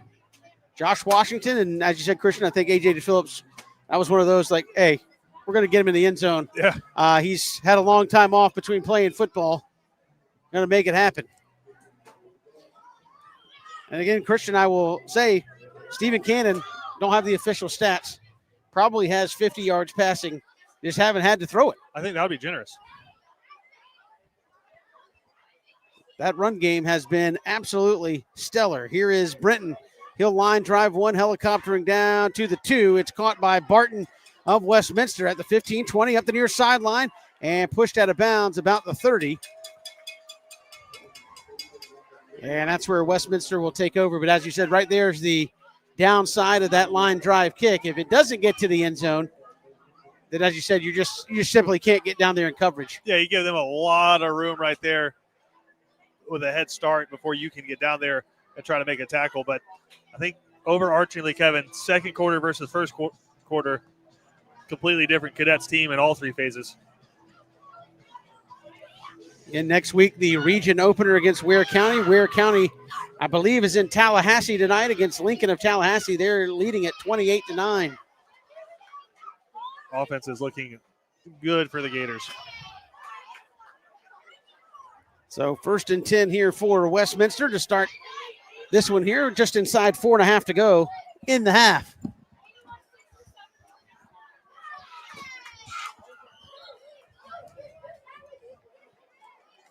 And that is going to be incomplete out to the flat. And again, Cadets defense has been stellar. And you know those guys have been excited to get back out on the field. They've done a great job so far. Just got to keep executing. A little late lining up there. Cadets showing more and more pressure. They almost got Cam to jump, but didn't get into the neutral zone. Here's the snap, though, inside give. Oh, my goodness. Just white helmets flying everywhere. I think that was Larson Little going in there with reckless abandon. Jaden Houston, and also looked like who was that? Cole Schumann flying around in there. Yeah, BC that time Cam Cody gets double teamed, but both linebackers just kind of fill where that gap is. Hey, if you give it 2 guys on 1, you're going to leave a hole somewhere. That's a really good job, and they played really well tonight, both inside linebackers.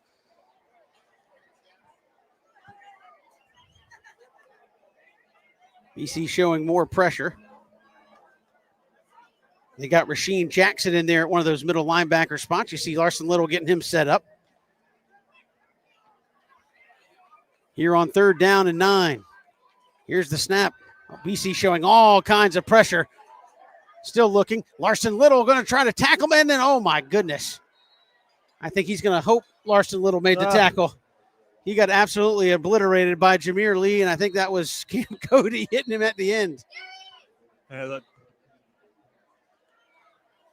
Timeout, BC. They want the football back here with just over 3 minutes. Yeah, and you figure if you're Westminster, you're probably about to run 40 seconds off the clock right there after that sack. But yeah, that was a great job by Larson getting there and extending that play out, letting the rest of the cavalry get there. But a really good job on the back end, just not letting anybody pop open on that extended scramble. Yeah, if you're Kuzniak, you're like, oh, he almost got me, got away. Oh, no. 2 D linemen just obliterated me. Man, I might have just gone out of bounds. Or put that one about 4 rows up. So now I know if you talk to Danny Britt, he's big on situational football, especially in non-region games. He's told us time and time again, hey, if there's a chance for us to run a 2-minute drill or a 3-minute drill, I think ideally what he's probably thinking here is if they get a good punt, maybe we get the ball 30, 35. Can we go on a 3-minute drive, score points, and that's the half? I think that's ideally what they would love to have happen. I think the other thought process, too, here, Kevin, is if your offense does score a touchdown right here, you're probably giving them, and the score stays the same, you're probably giving them another drive to start the second half, and then you're considering putting in the backups just to keep everybody healthy, but also to give those guys some reps. Last time Westminster punted, it went soaring over the head, and they just did get it off. Better snap this time. BC's playing very safe. And a nice punt. A line driver going to chase Bubba back to the 23. That's not what you want to do. He's coming 30 near side, 35, 40. Can they get a block? 50 into Westminster territory. There goes Bubba. 35, cuts back, makes a man miss. He's still going. 25, and he's gone. 20, 15, 10, 5. Bubba Frazier, goodbye. Again, it's got to be a coaching note. If you know your punter doesn't have hang time, you don't kick a line drive right down the middle of the field to Bubba Frazier. You cannot do it. That had to be a mistake from the punter right there, because as soon as he catches it, 98% chance that's a touchdown unless he trips on the grass because nobody's catching. 77-yard touchdown for Bubba Frazier on the punt return, and it's 34-7. I don't know what I was talking about with that 3-minute drive, Christian. 3-second drive. BC would still have 2 timeouts, so there is a possibility, depending on what Westminster decides to do, if they throw a pass and it's incomplete, you might consider doing a couple of timeouts just to see if you get the ball back. Cadets running on some personnel laid on the point after. Stephen Cannon was like, oh, wait, that's right, I hold. Yep. So here's Parker Lewis out of the Stephen Cannon hold. And he drives it right through there. 35-7. Cadets have blown this thing open here in the second quarter, Christian. That is 28 points in the second quarter for the Cadets. And after just a really funky kind of first quarter, and you wonder, Kevin, how much of that was, hey, 3 weeks without playing, you got some rust on there, but also maybe just a little over-aggressive and over-excited to get back out there. Now that you've settled in, this has looked like the Cadets team that you've expected to see from them all season long, and it's explosive, it's disciplined, and finally, Kevin, expanding on a score and not letting a team kind of crawl back into it.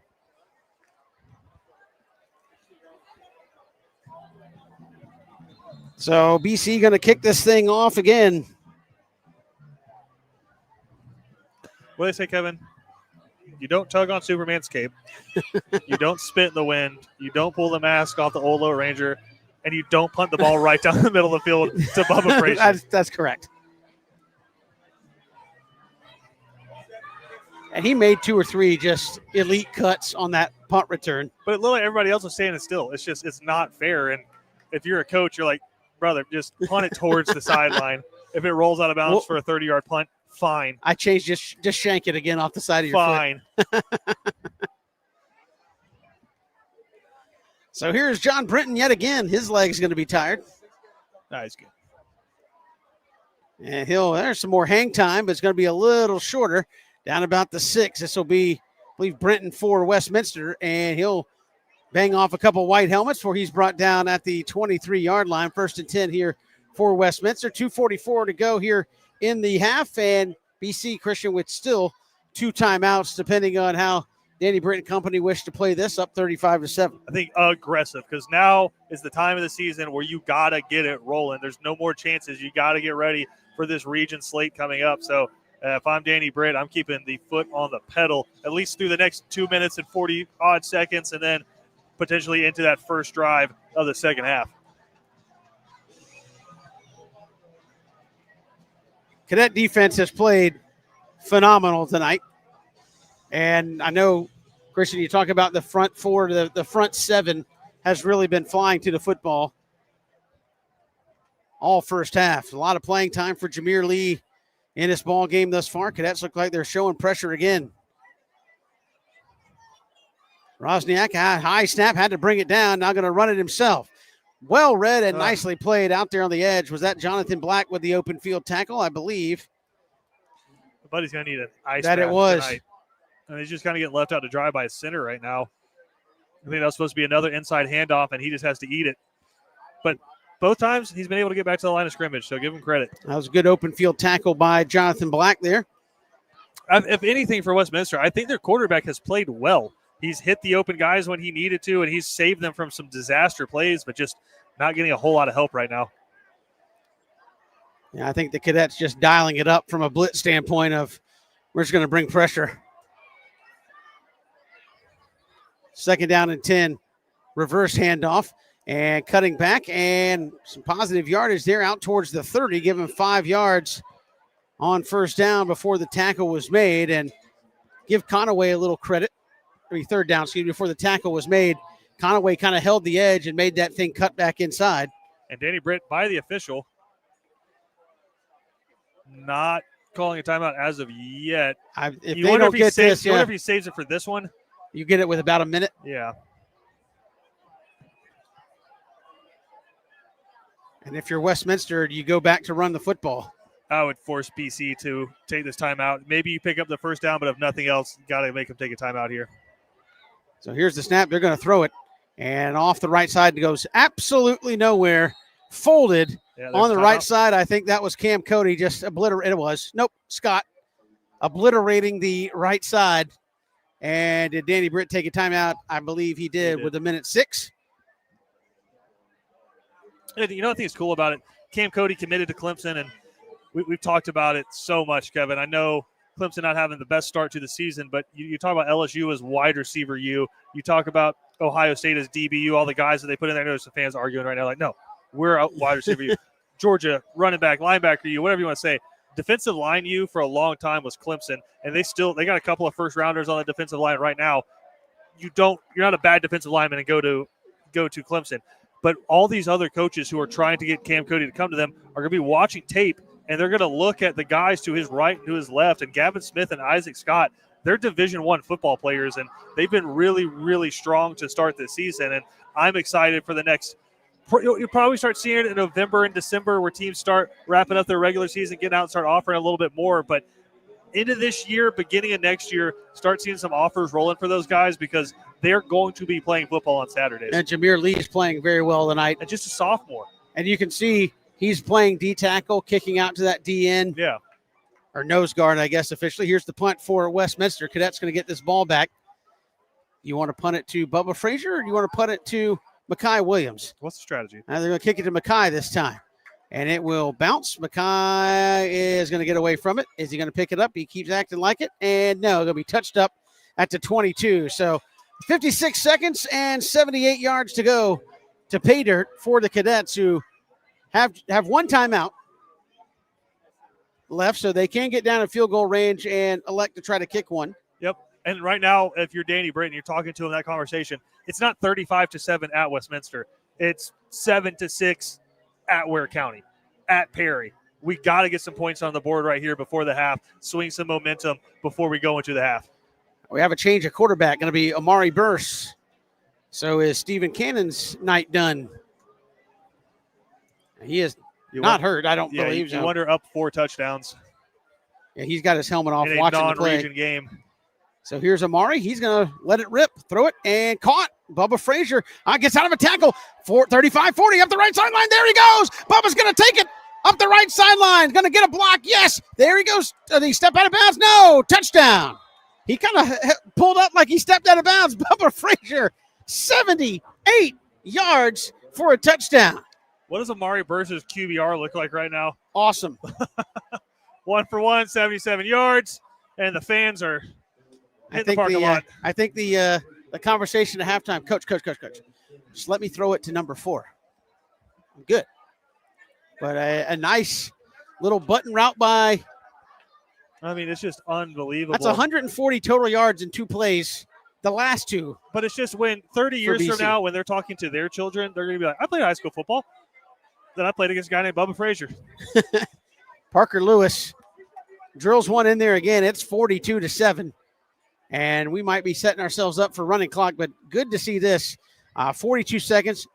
Anything can happen here before the half, but 6 quarters of football, Christian, 7 points allowed by this BC defense. And really, that 7 on a short field extended by their own fault with a personal foul that gave it first and goal for Westminster. They ended up punching in. So outside of that, 6 quarters, 7 points. If you're Galen Houston, I mean, you'll take that. Not a lot to yell at them about at this point. You're feeling pretty good. And there's always going to be some coach tape, maybe some stuff in the secondary where they've been able to hit some stuff underneath. But for the most part, man, the effort has been there and the eyes have been where you want them to be for this defense. I don't know that you can play a better quarter of football. That is 35 points scored in the second quarter. Bubba Frazier, 140-plus yards of total offense on just the last 2 plays. So here is John Brenton, who has kicked off more than some teams do all season here in the second quarter. Or so it seems. Getting some good game reps here for number 33. That one, a line driver. It's going to be caught in the end zone for a touchback.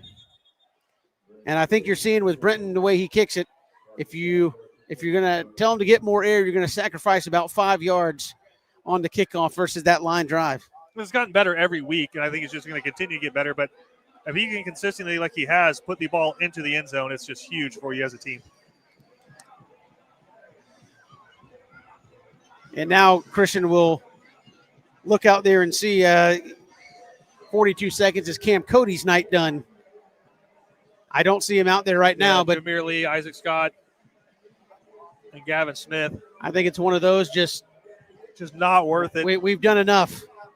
Especially with the way the season started, with some of the injuries that you had, you just can't do an ankle. But here's the interesting thing.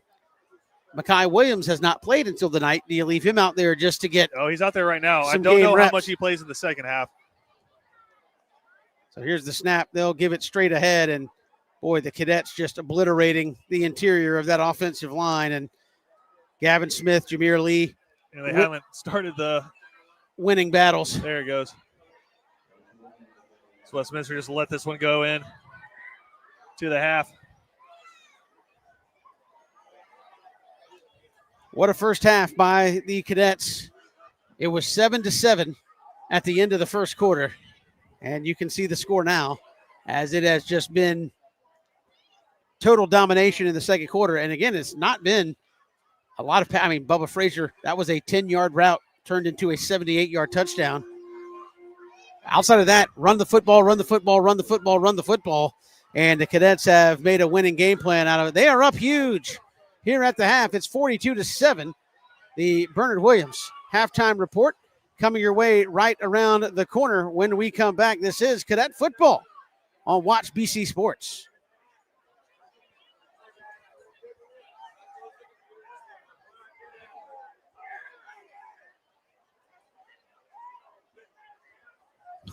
Criminal defense, family law, child custody, DUI, and divorce. When so much is on the line, you need expert legal representation. The one to call is Savannah's own Jonathan V. Dunn, PC, attorney at law. Voted the Thomson Reuters super lawyer consecutively since 2023 and an Avo top attorney rating of 9.7. You can count on Jonathan V. Dunn to leave no stone unturned to deliver the justice you seek. Contact 912-200-9352 or online at JVDattorney.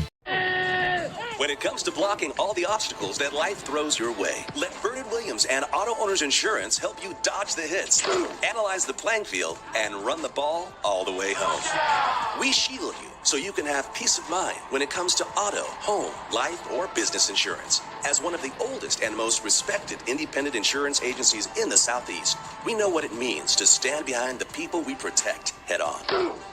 Trust in the power of the shield since 1934. For more information, go to thepoweroftheshield.com.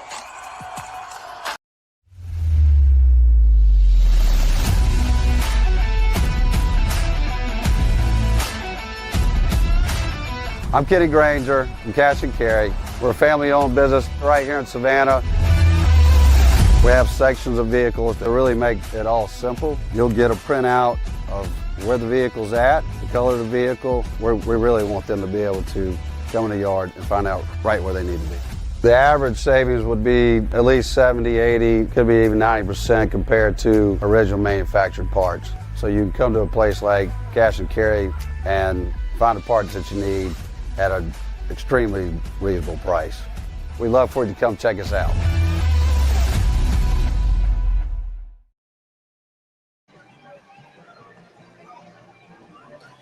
Welcome back here to the Bernard Williams halftime report. 42-7, utter domination by BC, especially in that second quarter.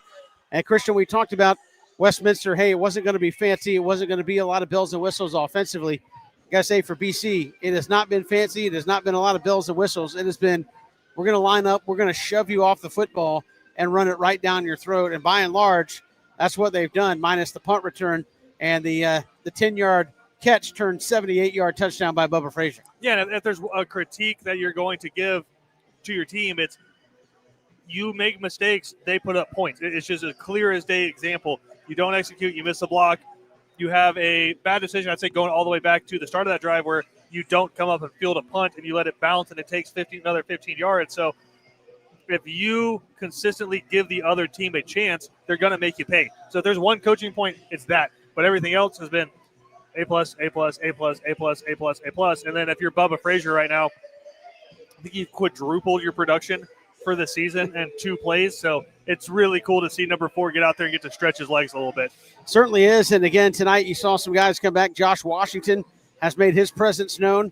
A couple of big plays out of him. He did get the touchdown there in the second quarter as well. But you just see the weapons. And I think in a couple of these games, Christian, you say, look, BC not at full strength. What could it be? And we've said it time and time again. Most teams may have a safety. Most teams may have a corner, a guy that can cover. Do you have 4 that can cover that many guys? Do you have one linebacker that can run side to sideline, but do you have 2 that can run sideline to sideline and stop some of that stuff? And I think that's where BC really takes advantage because they have so many guys. A guy's name we haven't even called tonight because he had a touchdown taken away was Aaron Mallard. He hasn't really been a factor because it's just been run the football, run the football, run the football. And Bubba's had a couple of carries. He's had opportunities, and he hasn't even really been utilized tonight in the offense, and you're still 42-7 here at the half.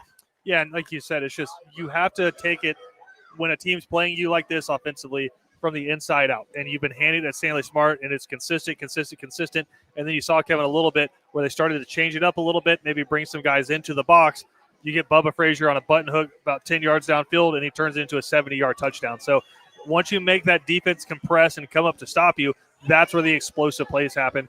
And we've seen that happen tonight. But I'm excited about just some of the looks getting off tackle where you talked about you got an H-back insert where you have a tight end coming in motion, stops, hits the gap, and you have the running back coming right behind him. We haven't seen that all season. You start the game with a single back look and you go toss sweep to the right, very NFL kind of style play. I don't know very many colleges, Kevin, that you see go under center with just a single running back behind him. Maybe Alabama is one of the teams you'll see do that, but for the most part, if they do it, it's with a fullback and you're going power eye, but you don't see that kind of single back formation. So BC with a few different looks tonight that we haven't seen before, and I think so much of it is what good high school football coaches do.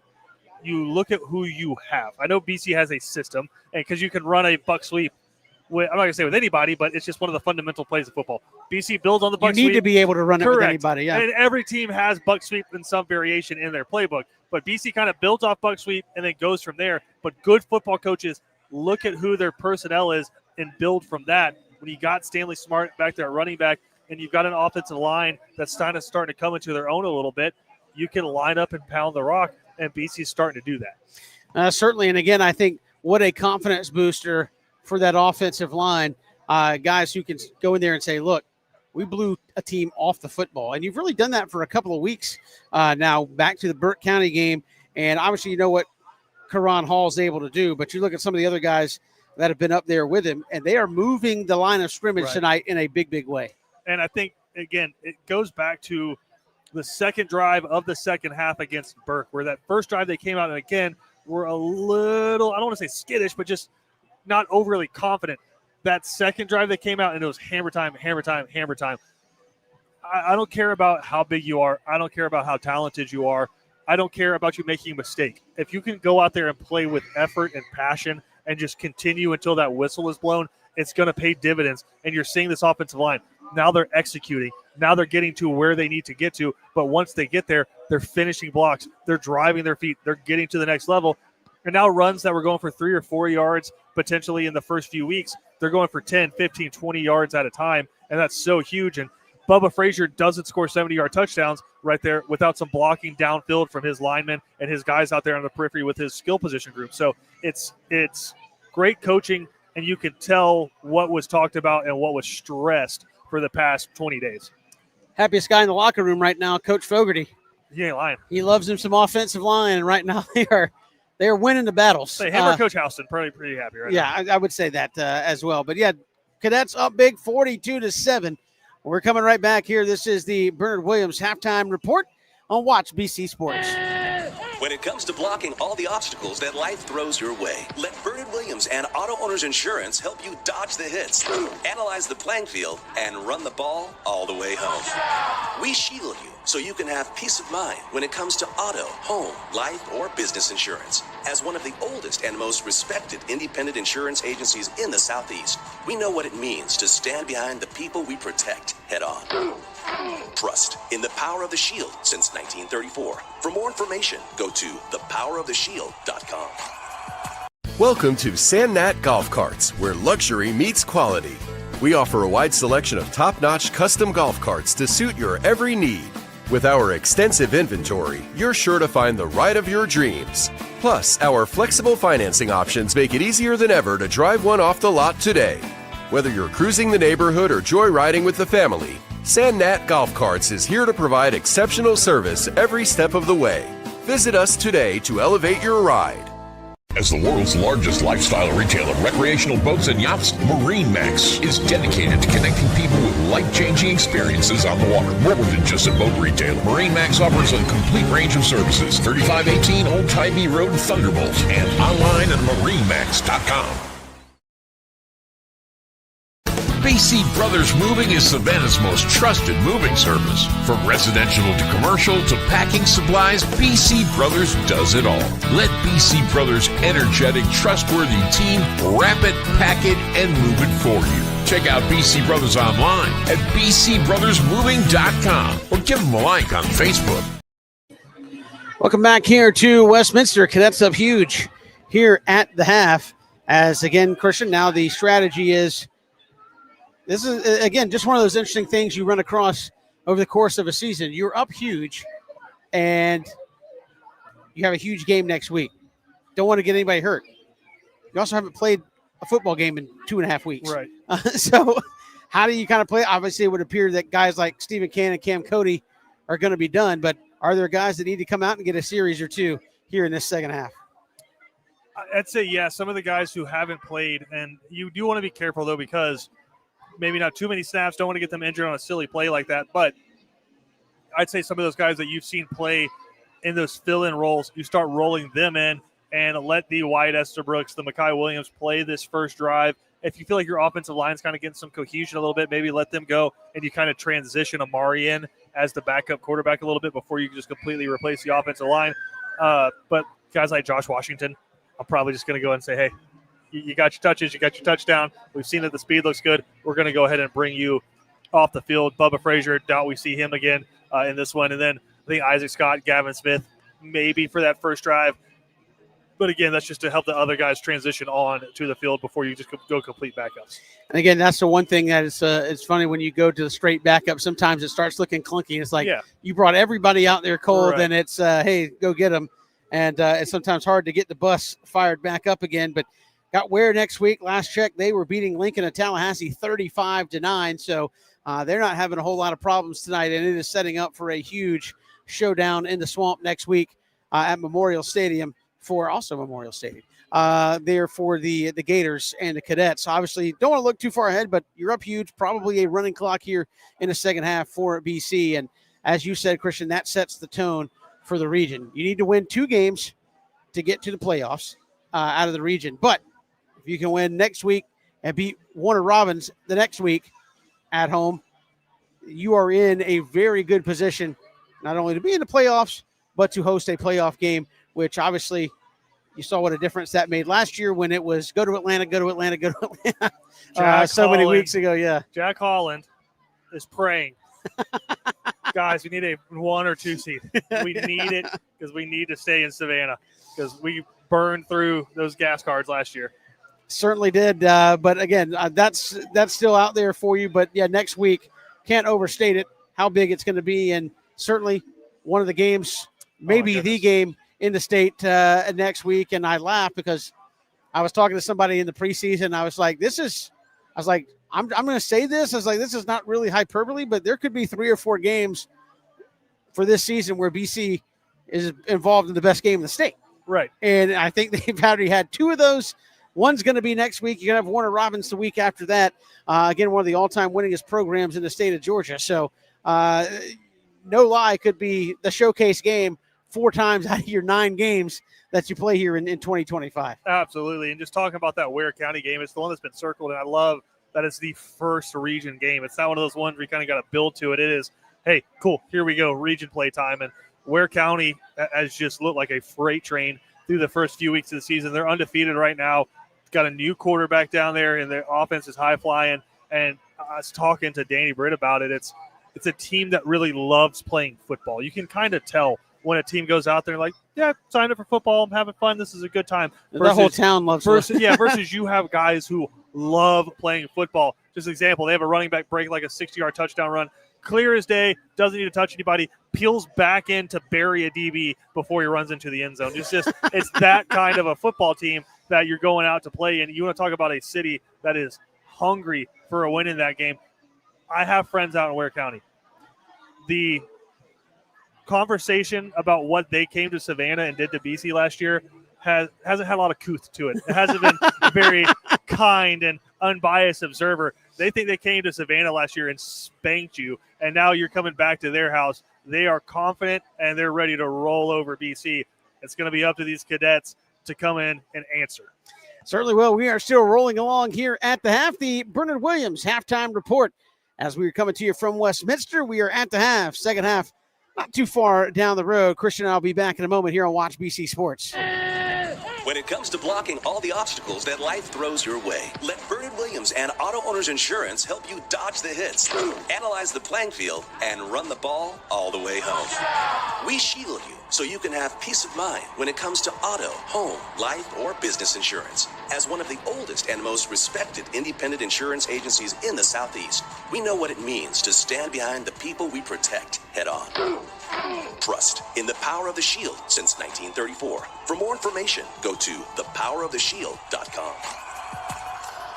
Plan your hunting getaway and escape to experience the beauty of Mossy Pond.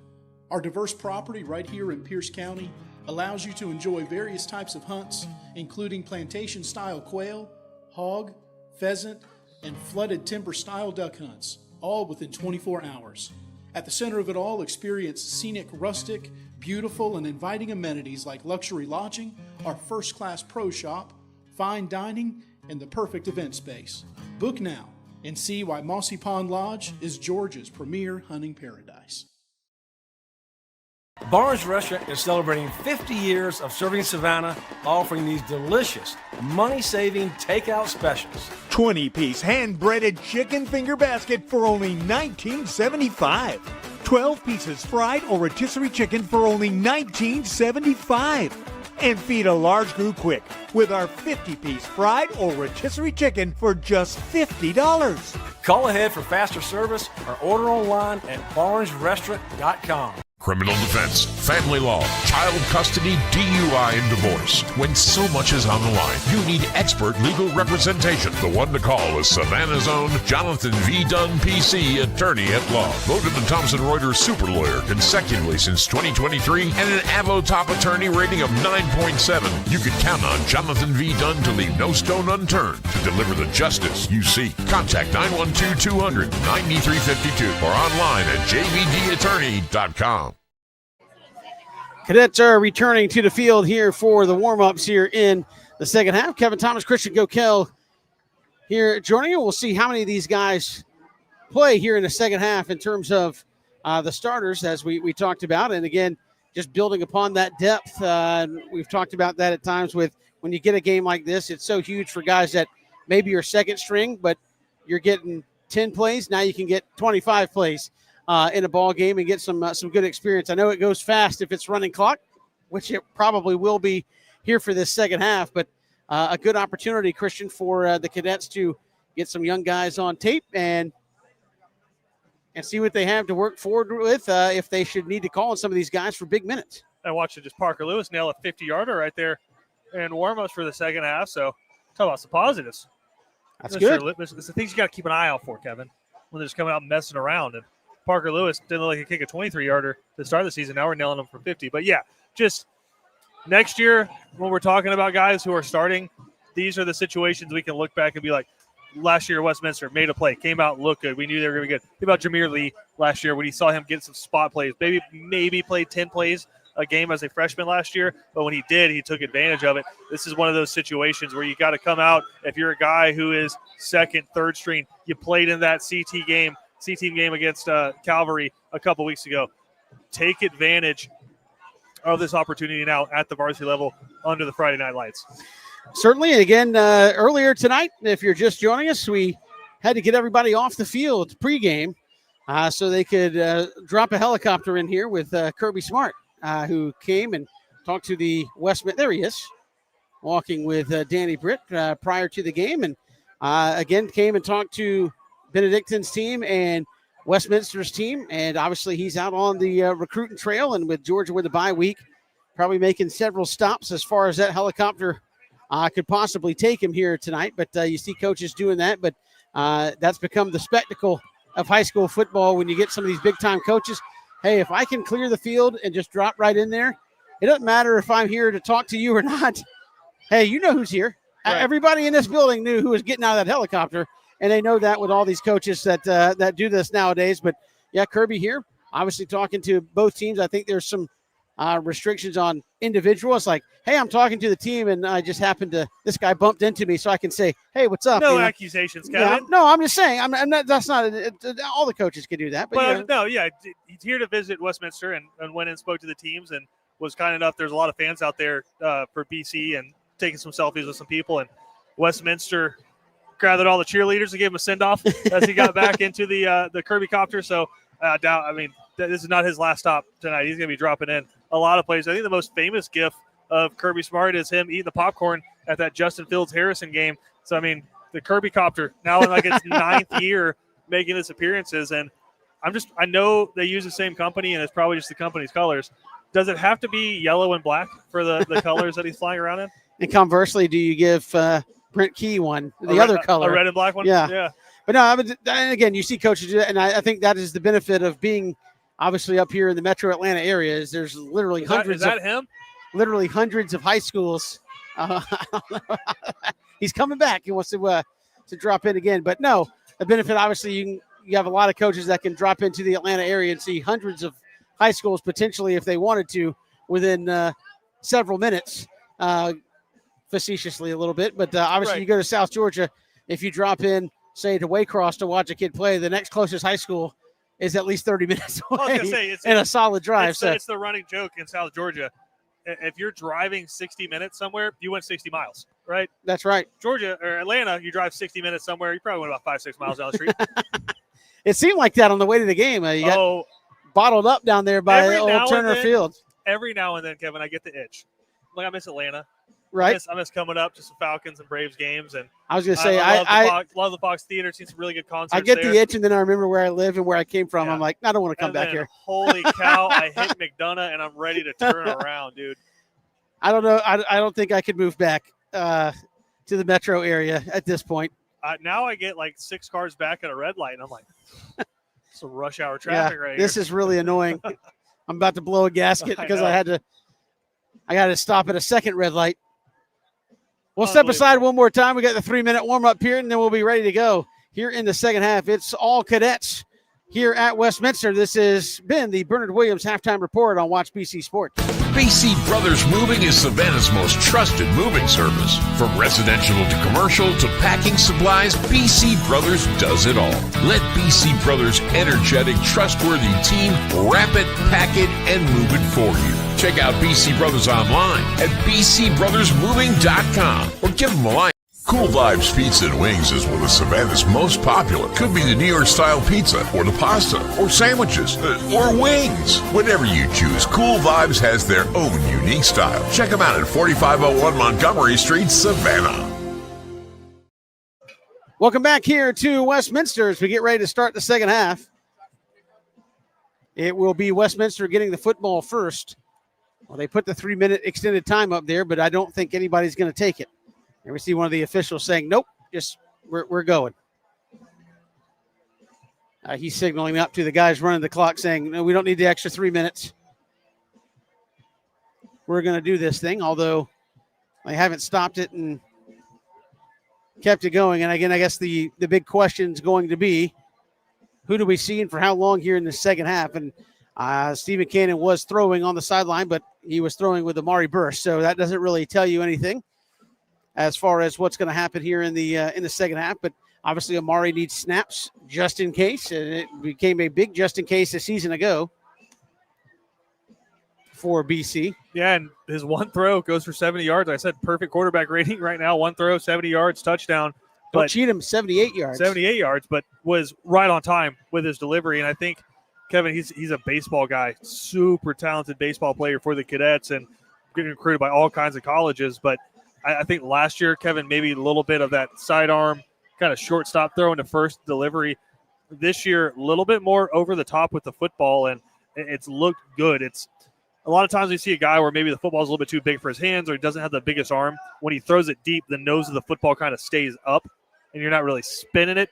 All of his throws so far this season, even the ones downfield, you got that good upward trajectory. And then as it comes down, you see the nose of the football start dipping back towards the receiver. So Amari looking really, really strong there in that backup quarterback role. And we've seen him all over the field, Kevin, playing corner. He's played some safety as well this year. He's going to get in on offense as well. But I know A.J. DePhillips and that offensive coaching staff would like to just stick him in a glass box that says break in case of emergency. And because if you lose Steven, you saw last year Amari is a guy who can win you some football games.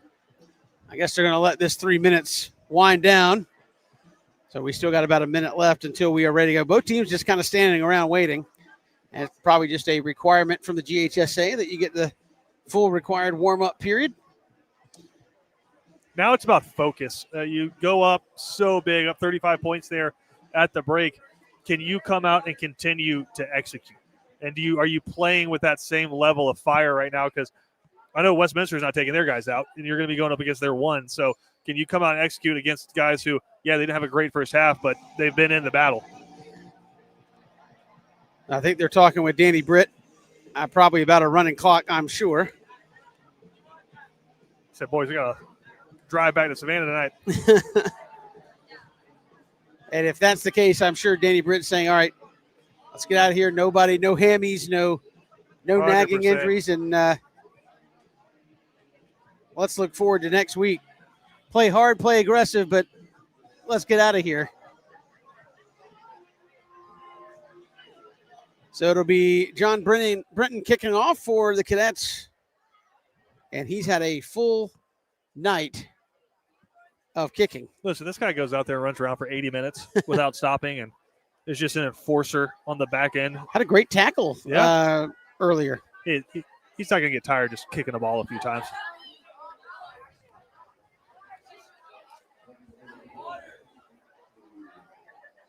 So he walks it off. Now we're ready to go. Second half getting ready to get underway.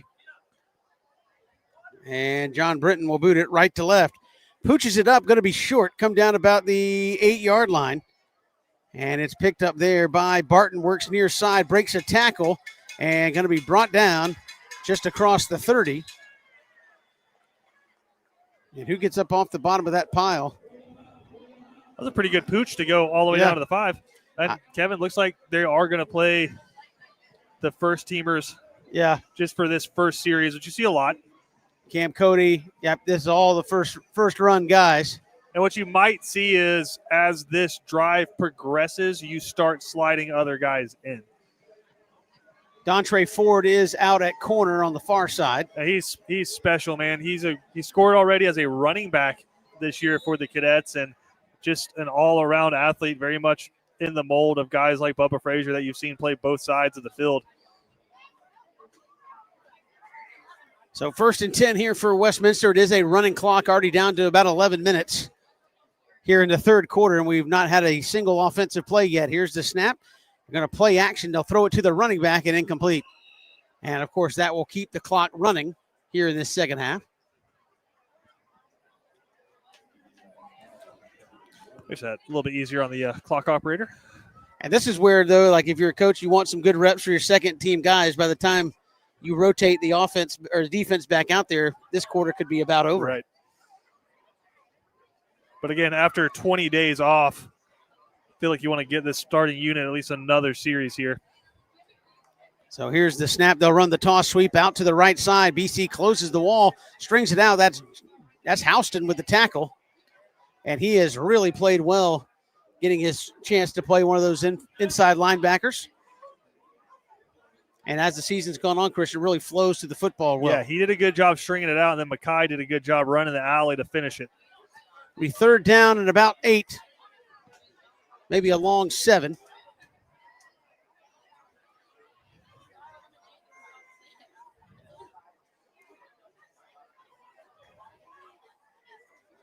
As Westminster will work from the shotgun here.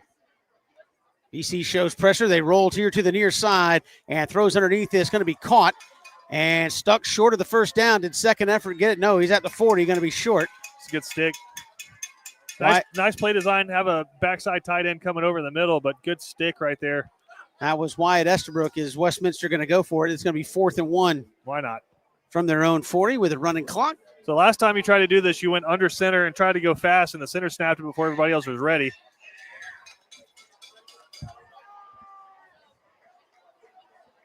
Cadets are going to have, looks like everybody up close. Everybody within 5 yards of the football. It's going to be Kuzniak. Yeah, cover 0. No help on the backside. Out of a shotgun. Here's the snap. Cadets come straight forward, and that was blown up. That was Houston. Houston got there first. Cam Cody finished him up along with Isaac Scott, and that'll be 4 downs and out. And here comes the offense. Let's see if Stephen Cannon makes a return here for one series. Looks like the offensive line, at least. I see Stephen Cannon with a helmet off, so I think all the starters are out there minus Stephen Cannon. Yeah, let Amari get some run with the ones. Everybody else still that starting unit. Stephen Cannon's night is done. And Amari's got one drive with him already, but it went so fast. Now one play. Didn't really get a chance to execute. They'll put Mallard in motion, give it to him. And he'll make a man miss. Oh, nice tackle. On the recovery, give Mallard about 4 yards on first down. Yeah, he talked about it. If you're AJ DePhillips, you're in there looking at touches at the half, and you're like, okay, who got? Aaron Mallard, I don't think he had any, just because one got wiped off the board because of a penalty. So first play, we're going to get it at 13. They'll put him under center this time out of the flex bone. And now they'll counter back here to the near side. Nice hard charging run. That is going to be Cole Henderson for a first down off the left side. Yeah, there was no juking or jittering in that run. That was full head of steam downhill. That was cool to see. So move the chains at BC Brothers moving the chains. First down by BC Brothers moving, and Cole Henderson helping them do that. Now flex bone again. Karan Hall singled up top of the formation. They'll counter to Mallard, and that's going to go. Oh, he breaks out of a tackle and comes back, and there's nothing but green grass here on the near side. Conaway and Amari burst with the block and a touchdown. 21 yards, Aaron Mallard, and your quarterback with the lead block to spring you for the touchdown. And you just talk about athletes being athletes, and that time they had that one read perfectly, but you don't wrap up. He sticks his hand in a defender's chest and breaks it back to the other side. And when you have your whole defense flowing one way and Aaron Mallard's coming back the other way, ain't a whole lot of people that are going to be able to catch him. 48-7. Clock continues to roll here in the third. This will be Parker Lewis for the point after. And the kick is up, and it is good. Clock continues to roll. We'll roll back right after this. This is Cadets football presented by Cash and Carry. As the world's largest lifestyle retailer of recreational boats and yachts, MarineMax is dedicated to connecting people with life-changing experiences on the water. More than just a boat retailer, MarineMax offers a complete range of services. 3518 Old Tybee Road, Thunderbolt, and online at marinemax.com. Cool Vibes Pizza and Wings is one of Savannah's most popular. Could be the New York style pizza, or the pasta, or sandwiches, or wings. Whatever you choose, Cool Vibes has their own unique style. Check them out at 4501 Montgomery Street, Savannah.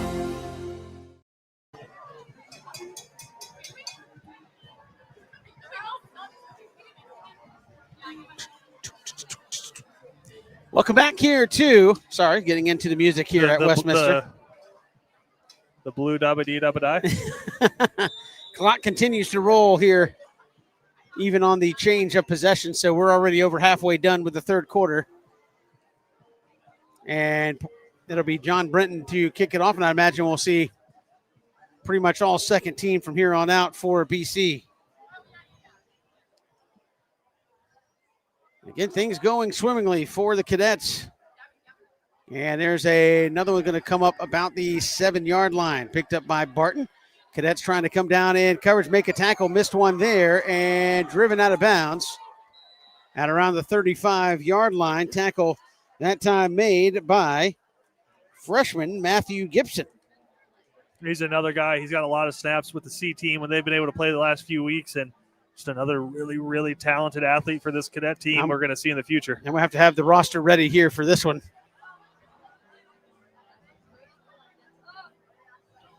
You have got, who's that, Grady Ward, a sophomore, in at one of those linebacker spots. Yeah, Carson Granger in the game. Ridge Reddick, those are guys, again, they've gotten some snaps in some of the C-team games. Jameer Lee's still out there, but this is a defense that's played some football together. First team still out there for Westminster against this BC second unit. And here's the snap. They'll play action off of it and just throw it out of bounds. BC read that well. And I think one of the Cadets saying, please don't throw me. That was Ridge Reddick saying, please don't give me a late hit on the quarterback. And, man, this second unit right here, I watched them play in the past couple of C-team games, and especially this Calvary Day, they roll out that line of scrimmage. Man, it's big. It's big freshmen and sophomores for the Cadets, and they're good-looking dudes out there making plays. So, like I said, Kevin, this isn't a unit where you're just kind of keeping one together and getting them out there. These guys have played football together. Carson Granger right there in the middle of that defensive line at the nose tackle spot.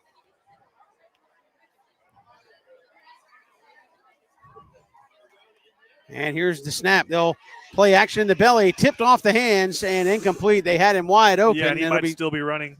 It'll be 3rd and 10. So caught BC's defense in a bad coverage there and fortunate to get away with it. Yeah, just straight verticals and just finding seams right there in that BC defense that's playing so fast downhill. And he hits his slot receiver, literally tight end, kind of flexed out right there and hits him right in the hands. But when you've been so clunky on offense, it's hard to just click right into playing at that fast speed. So here's Kuzniak on 3rd and 10 for Westminster. Again, Cadets with that second unit in there. They'll roll the pocket to the far side, throw underneath, and Barton, I don't think, came up with it. Or did he? Oh, the way they're running out, nope. I'm going to say. Incomplete. It'll be 4th down and 10, and Westminster going to punt the football. Again, clock rolling. We're down, getting close to 2.5 to go here in the third. And let's see what the Cadets do here on 4th down. It will be. It's Ford back there. Yeah, Ford back deep to receive this punt. And again, not a guy you want to kick the football straight at. If they line this one down the middle, Kevin, watch out. A different punter back there for Westminster as well. Nice foot into that one. And Ford going to let it bounce. And, oh, my goodness, going to let it go down inside the 10. And that's one, again, you talk about the coachable moments. Danny Britt always tells his guys, look, if you don't catch it, it's going to cost us 15, 20 yards.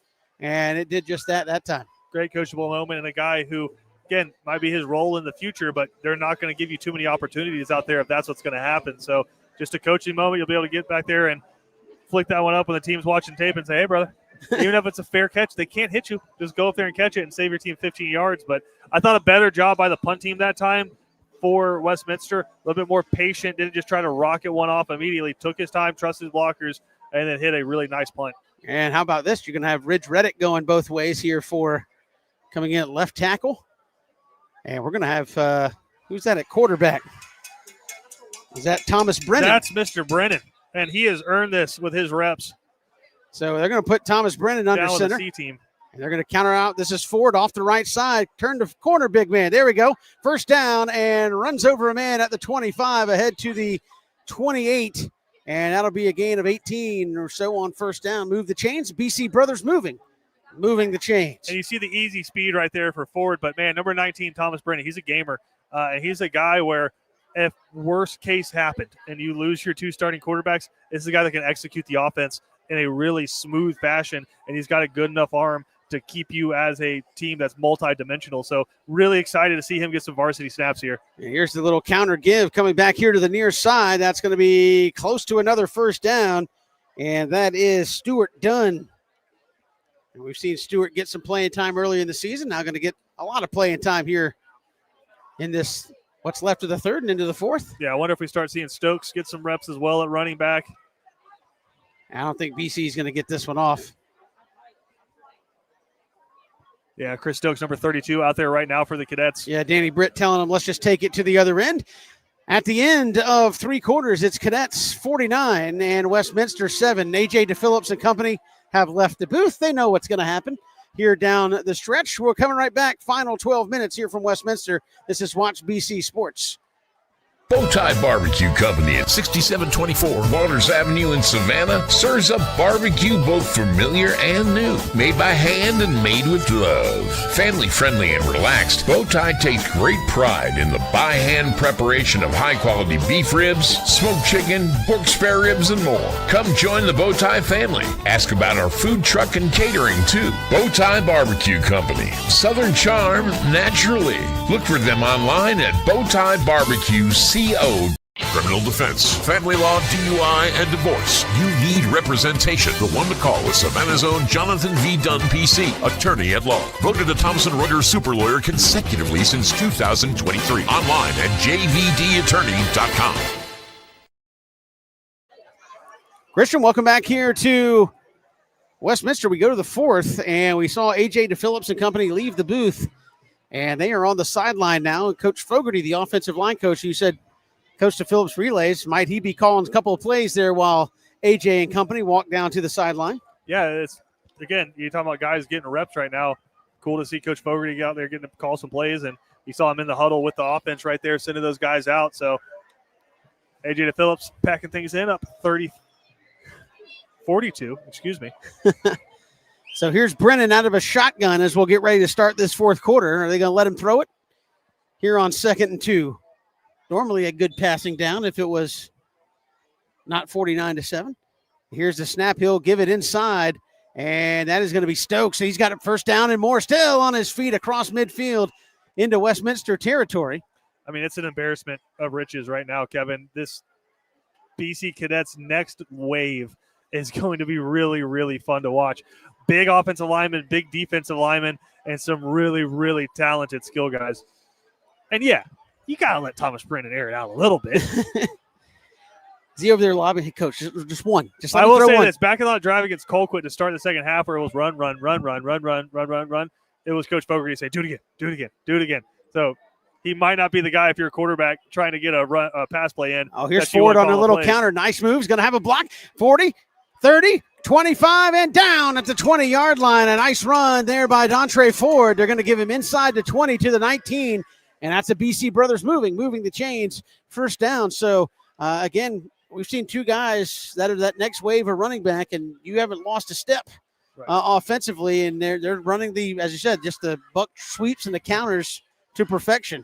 And that's what you want to see when you put that 2nd and 3rd unit in, is just continuing to execute over and over again, and these guys taking advantage of their opportunity. They got Stokes back in there, and he'll move over to the right side of Thomas Brennan.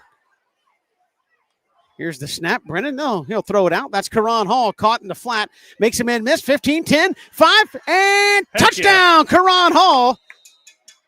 Oh, no. My goodness. They're going to say he was out at the half-yard line. Thomas Brennan, hey, call me a quarterback sneak. Let's finish this thing. I mean, if I'm Karan Hall, like, coach, hand it to me. So they'll go or do you go fade route here? Let him try to get it. They're going in a little jumbo. They brought in an extra tight end here, I believe. Brennan going to go under center. Snap the football. He dropped it, taking himself, and that should be a touchdown. Thomas Brennan, touchdown. And he knew what to do with it. He dropped the snap and said, I'm taking it to the end zone. Did he do it on purpose to try to steal the glory and score a touchdown himself? Try to stir the pot a little bit.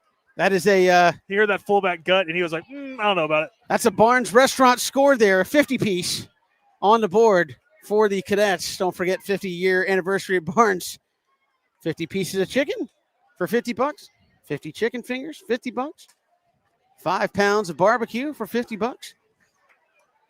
And a 50-piece on the scoreboard here at Westminster. This is going to be Parker Lewis out of the hold for, it's going to be Thomas Brennan doing the holding. And the kick is up, and it is right through there. 56-7, BC. Clock continues to roll. We'll come right back. This is Cadets football, brought to you by Cash and Carry. Dead or alive, we want your car.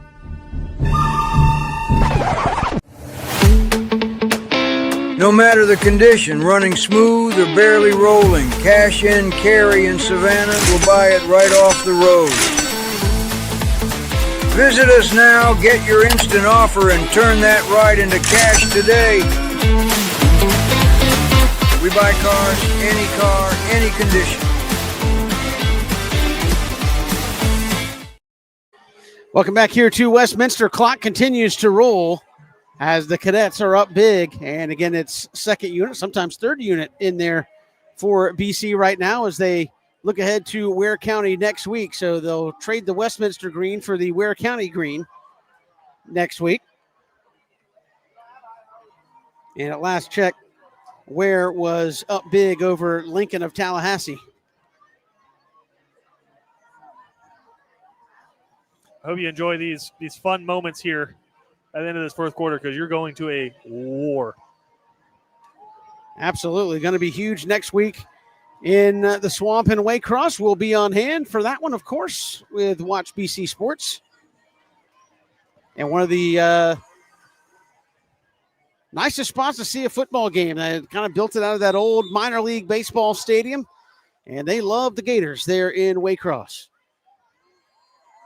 And here's the kick by Brenton, and going to go catch the pylon. Yeah, it's going to be a touchback. So Brenton able to get it there a couple of times here tonight. And one of my favorite facts, Kevin, I know we'd love everybody to watch the game, but if you get a chance to go out to Waycross next week, you get to stand somewhere that Hank Aaron stood, which is always something pretty special to do. Absolutely. And again, ought to be a full house at Memorial Stadium in Waycross next week. And as we said, Christian and I will be on hand bringing you all the action on Watch BC Sports. So you still got a whole lot of that second unit in there getting some invaluable reps on defense. Reed Brennan in there at linebacker for BC. See him right there in the middle of that Cadet defense. And the snap went nowhere. They're going to call false start. Yeah. I think everybody started but the center. So that'll move them back 5 yards. I think even the quarterback was like, what? Where's the ball? And for Westminster, I think there's some positives that you can take away from this game. But the biggest thing, and this is something BC's talked about in the past, is you just can't beat yourself. And there's been too many balls on the ground. There's been false starts, punts over the balls going over the head of the punter. It's too many mistakes that you can prevent. And you haven't put enough pressure on BC. Yeah, you're not going to beat a good team like BC doing that. And Westminster's gone to some of their backups. Here's a little counter. And inside, nicely done. Reed Brennan going to make the tackle at the original line of scrimmage. A gain of 5. It'll be 2nd and 10.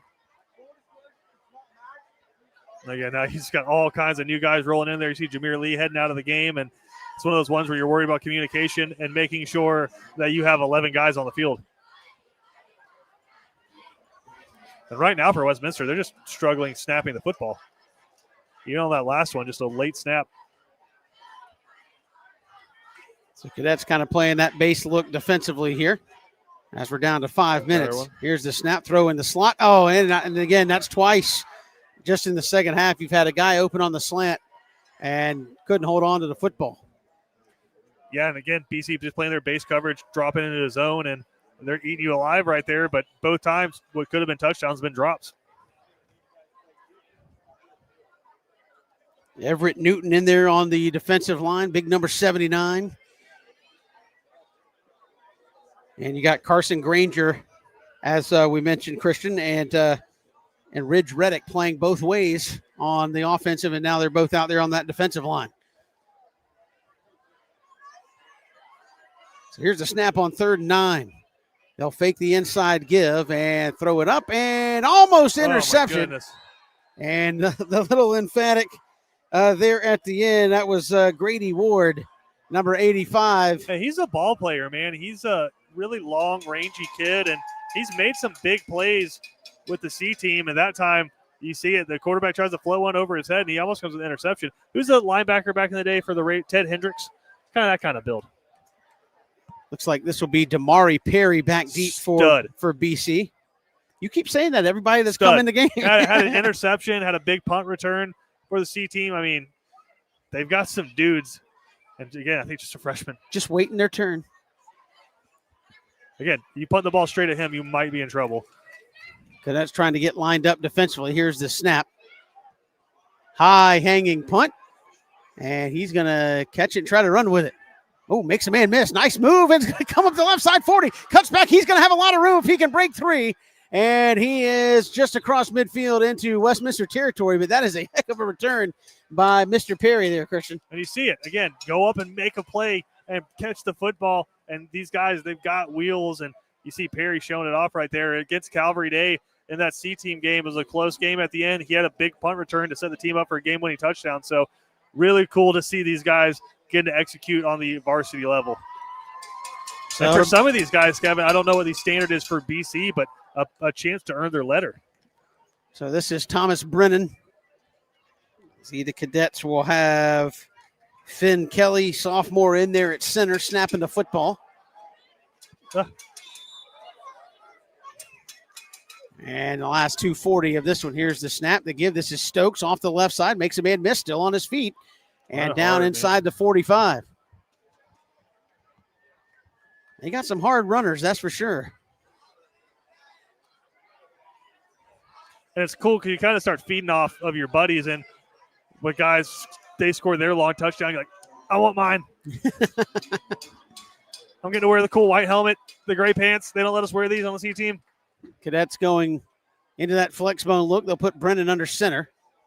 And they will counter back. Oh, nice play. That's Stewart Dunn. Makes a man miss off the left side. Still spinning. Going to have a first down. What a hard run by Stewart Dunn. Down towards the 35. BC Brothers moving the chains, first down. Nicely done, Stewart Dunn. He's another one of them, man. He's a guy who scored some touchdowns already for the varsity, and he scored some long touchdowns for the C team as well. I think BC now is going to work some clock here. They should only have to snap it maybe once more after this one. So two more. This snap and one more should do it. And with it being a first down. And obviously Westminster probably not going to call a timeout. It's one of those sportsmanship things. If you call a timeout, I'm chunking the next one in the end zone. You ain't lying. And so they'll counter it right here. Back to the near side. That's going to be another first down and more. Inside the 20 to the 15. Goes Ford again. Goes Dontre Ford. That's a BC Brothers moving the chains, first down. So the second unit's come in and done a good job. I mean, how excited are you in the future when he's towing the rock just built like a rock? Built Ford tough. Let's see if the Cadets kneel on it if they run another play. They're going to have to snap it at least once more. I think Danny Britt's out there yelling, hey, do not snap this before 40 seconds, and we know the play clock won't go. So the Cadets going to run it one more time, I think.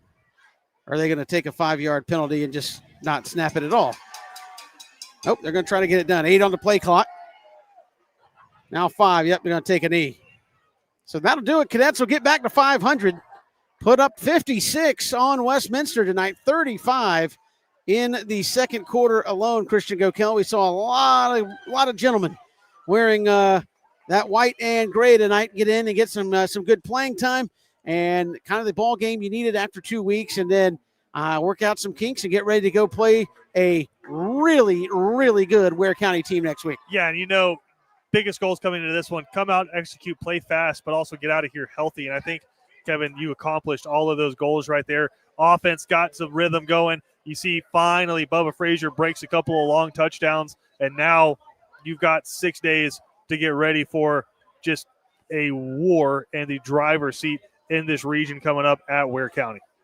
Last check, we're up 42-9 on Lincoln of Tallahassee. So they are running away with it as well. Our final 56-7. The attorney Jonathan Dunn post-game show is coming up right around the corner. We'll look to chat with the head coach Danny Britt about this one as well. And this is Cadet Football presented by Cash and Carry. Criminal defense, family law, child custody, DUI, and divorce. When so much is on the line, you need expert legal representation. The one to call is Savannah's own Jonathan V. Dunn, PC, attorney at law. Voted the Thomson Reuters super lawyer consecutively since 2023 and an Avo top attorney rating of 9.7. You can count on Jonathan V. Dunn to leave no stone unturned to deliver the justice you seek. Contact 912-200-9352 or online at JVD Attorney.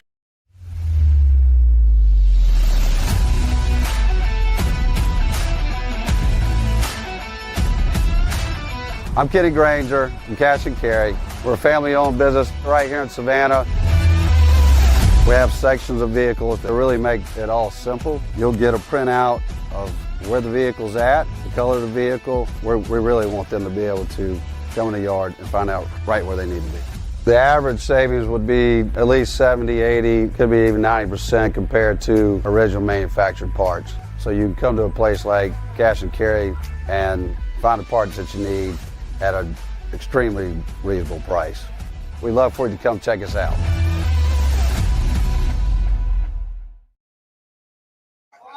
Welcome back here to Westminster, 56-7. Benedictine all over Westminster tonight. You see the Cadets singing the All Water across the way before they'll huddle up around Coach Britt. And Christian, it had been 20-some-odd days since you played a football game, and you come out tonight, break the sweat, literally looked A+ there in the second quarter, blow out the Wildcats tonight and get ready for Ware County next week. Yeah, it's what you needed to do. You came out, you executed, you scored a bunch of points. Defense, I thought, played outstanding, and you had guys executing and gaining confidence. And maybe more importantly, Kevin, first time since the Camden scrimmage, we've seen this team healthy, where you have Josh Washington, Mekhi Williams, Wyatt Estabrook out there as well. Just guys out there making plays who you're going to need in the future to win this region, which is your goal to start the season. So I think check marks across the board for the Cadets, and maybe some bonus check marks as well, where you can never assume that you're going to come in to a game like this and get guys like Thomas Brennan and Chris Stokes and those guys a chance to get out there on the field, but you did tonight. So not only did you come out, execute, win a football game, but you got a chance to get some guys some snaps you're going to need in the future. I certainly did. And again, good thing, as you said, people are healthy, ready to go. Again, the only thing you didn't see really tonight, and had a couple called back, was Stephen Cannon really air out. But again, you didn't need to. You were dominating the line of scrimmage, and those five guys up front really did a great job blowing guys off the ball tonight, and that run game was superb. Yeah, and I think a couple of things. Just the aggression was there from the offensive line, and the want to finish the plays and get to the next level. But I thought the running backs and the skill guys did a better job of getting behind their blocks tonight, letting the play develop, and then exploding and trying to hit those long runs. I mean, it was 10, 15 yards at will pretty much all night. Thought really kind of started on the right side. They were just wearing people down. Then when they started overcommitting that side, you had the long touchdown on the reverse, and you started paving your way on the left side as well. And then I thought, interestingly enough, able to hammer between the tackles as well were the Cadets. So credit, I think, goes to the offensive line, Kevin, but Stanley Smart just proving why he's one of those kind of bell cow backs. Yeah, and again, his game has certainly been elevated over the last couple of weeks, and really all of, I should say, 2025. Christian, time for our Cool Vibes Pizza player of the game. I know in 56-7, it could be a lot of folks, but where you going tonight, there's about 30 dudes who could probably lay claim to this thing. It's a lot of guys that went out there tonight, Kevin, played outstanding football games. Both lines of scrimmage I thought were awesome, but it's really hard to beat 2 touches, 2 touchdowns, 140 yards in about 10 seconds of game time. So I'm going to give it to Bubba Frazier. I thought just sometimes you watch a game and you're like, that dude's the best player on the field, and it's not really close. And I thought Bubba Frazier was that tonight. I know it's been a frustrating season stat-wise for him to get started with tonight, and he's really had to earn it. You saw it spark early against Colquitt where him and Steven kind of got the off script a little bit and scored a touchdown right there. But since then, it really haven't been able to. And it's hard when teams are bracketing you and just completely taking you away. But you see the long punt return for the touchdown, and then the next time he touches the football, turns around, and there's 7 guys around him, and he just flies by him like they're not moving. So I'll give it to Bubba Frazier tonight. Yeah, that dude is extremely special. Bubba Frazier, our Cool Vibes Pizza player of the game. Christian, no LaDamian Guyton tonight. He was unavailable. That being said, the guys up front dominated the football game tonight for BC. And I think that is something that as the season goes along, next week certainly going to be a challenge. It's going to be beef up front for Ware County. You're going to see some beef the next week against Warner Robins. But I'm talking going back to the Colquitt game. They played really well. Buford kind of is what it is. They had too many guys to block and get after. I think then at Burke County, you really saw them dominate, but this is 8 straight quarters, 7 total points. And again, it was a short field touchdown that they gave up. Those front 3, front 4, depending on if you want to count Jameer Lee in that rotation, they absolutely dominated the line of scrimmage tonight. Yeah, throw Caden Thomas in there as well, who got the start with Guyton out, and I thought he played exceptional as well. And it kind of switches things when they see that he's not in there, and a lot of times they're going to boot away from him. I think they tried to, when they saw that he wasn't there, go straight drop back, and the 3 up front, Scott, Smith, and Cody just absolutely obliterated their offensive line. It was just a tidal wave going into the backfield. So ton of credit goes to those guys. I thought they were unbelievable. I thought maybe the best play you've seen from the inside linebackers so far this year as well, with Larson Little out there playing really well. Obviously, Houston is filling in beside him, but Rasheed Jackson, I think, kind of the third guy in there a lot, and he'll play that slot back as well. I thought he's flying around and hitting people as well. So I think maybe the best you've seen those 3 guys play this season. Again, we are here at Westminster. Final score 56-7. Cadets with the big win. We'll look to chat with Danny Britt here in the postgame show as well when we come back. This is Watch BC Sports and Cadet Football, presented by Cash and Carry, as the attorney Jonathan Dunn postgame show rolls on. The honor, the heritage, the tradition of excellence. The home for Benedictine Cadets football is WatchBCSports.com. All the games, play-by-play, and in-depth analysis. Home of the Danny Britt Show. Be a part of the action as your Benedictine Cadets take the field in their quest for yet another championship.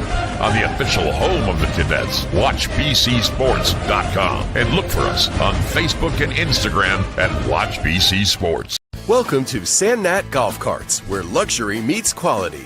We offer a wide selection of top-notch custom golf carts to suit your every need. With our extensive inventory, you're sure to find the ride of your dreams. Plus, our flexible financing options make it easier than ever to drive one off the lot today. Whether you're cruising the neighborhood or joyriding with the family, Sandnat Golf Carts is here to provide exceptional service every step of the way. Visit us today to elevate your ride. Bowtie Barbecue Company at 6724 Waters Avenue in Savannah serves up barbecue both familiar and new, made by hand and made with love. Family friendly and relaxed, Bowtie takes great pride in the by hand preparation of high quality beef ribs, smoked chicken, pork spare ribs, and more. Come join the Bowtie family. Ask about our food truck and catering too. Bowtie Barbecue Company, Southern charm naturally. Look for them online at Bowtie Barbecue CO. Dead or alive, we want your car.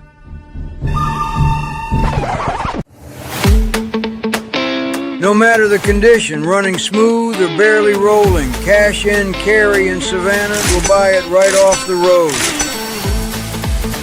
Visit us now, get your instant offer, and turn that ride into cash today. We buy cars, any condition.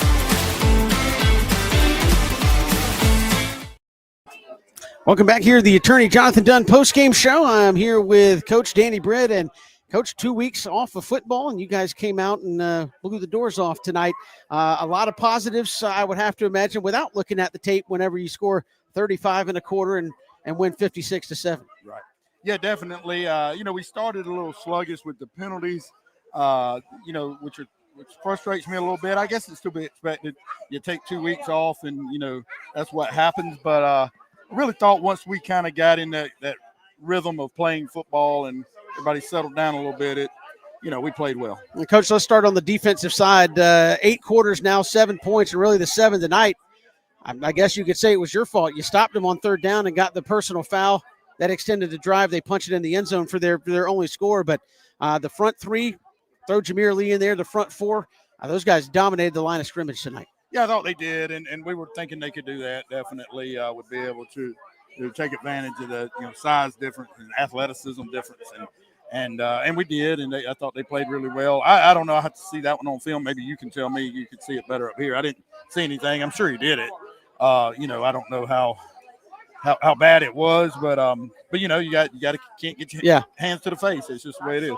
Again, Coach, that being said, when those guys are controlling the line of scrimmage up front, you're going to talk a lot about Larson Little, Houston, and those guys were absolutely flying to the football from those linebacker spots. Yeah, it looked like Larson and Jaden especially were just making plays, kind of running untouched sometimes, which obviously that's because they were having to double up on the big guys up front. So looked really good, and they going to have to continue to do that for us to have success this year. I speak to him. Obviously, he's Coach Houston's son, and getting a chance to play here, and I'm sure high expectations by the guy calling the plays on the defensive side. But the last few ball games, he has really flowed to the football well. He's really, really grown up. Jaden's young. I still fuss at Galen for putting him in school a year early. He should be a junior for us, but he really, really has grown up this year and playing very physical and nasty. And he's probably the least yelled out guy on the team by me because he gets it so hard from his dad. I'm like, Galen, son, you can be nice to the kid, I swear. But that's normal. That's the way it works. But no, Jaden, I'm very proud of him. He's become a leader. He's not a loud guy. He will get emotional, as you can see. But he just is steady, showing up and playing really good football. Coach, offensively, I know after 2 weeks, I guess the itch would be, hey, let's let Steven throw it all over the place. He really didn't have to. You guys were opening up lanes, and whether it be Stanley Smart or Josh Washington, those guys were chunking it off 7-8 yards a carry. It's hard to say quit doing that when it's working for you like that. Yeah, I mean we threw it. And we're going to throw it a little bit more than, we were just knocking it out on the ground. And then, all of a sudden we're up and kind of feel like it's not the thing to do. So, but I mean, we were moving the ball, moving them up front and then running the ball really, really well. I have to imagine the happiest guy on the sideline besides yourself with a win, Coach Fogarty. I mean, knows that, hey, young guys wanting to get after it, and tonight they were finally able to do that, move guys off the ball, and open up a lot of stuff. Yeah, they did, and I'm sure he will be. And, of course, we got to see the film, but it looked good, and he keeps shifting around a little bit there, just having different people. Still haven't decided who is exactly the front five. The two tackles have kind of solidified themselves, and the others are kind of rolling through there, but it looked really good. I mean, we'll watch the film and study it excessively tomorrow, but it looked like they were moving them pretty good. And Coach, at the end of the day, when you like to call them dudes, and you got one in number 4, he had a 70-yard touchdown. The very next play, 78-yard touchdown. So 140 plus yards in 2 plays, and that certainly just totally blew it open. Yeah, it did. And Bubba is a dude, and I felt like he could have a big one. I designed that punt return. I don't know. Somebody said, hey, great design. I said, yeah, well, the best thing that happened is it went to 4. So I don't know if it was a very good design or not. I tell you what I did notice on that, some really good job by the return unit. They blocked their guys, and then as Bubba crossed the field, they had chances at the knockout shots that we used to take that you can't take anymore. And they did a good job of pulling off and just shielding. So proud of that.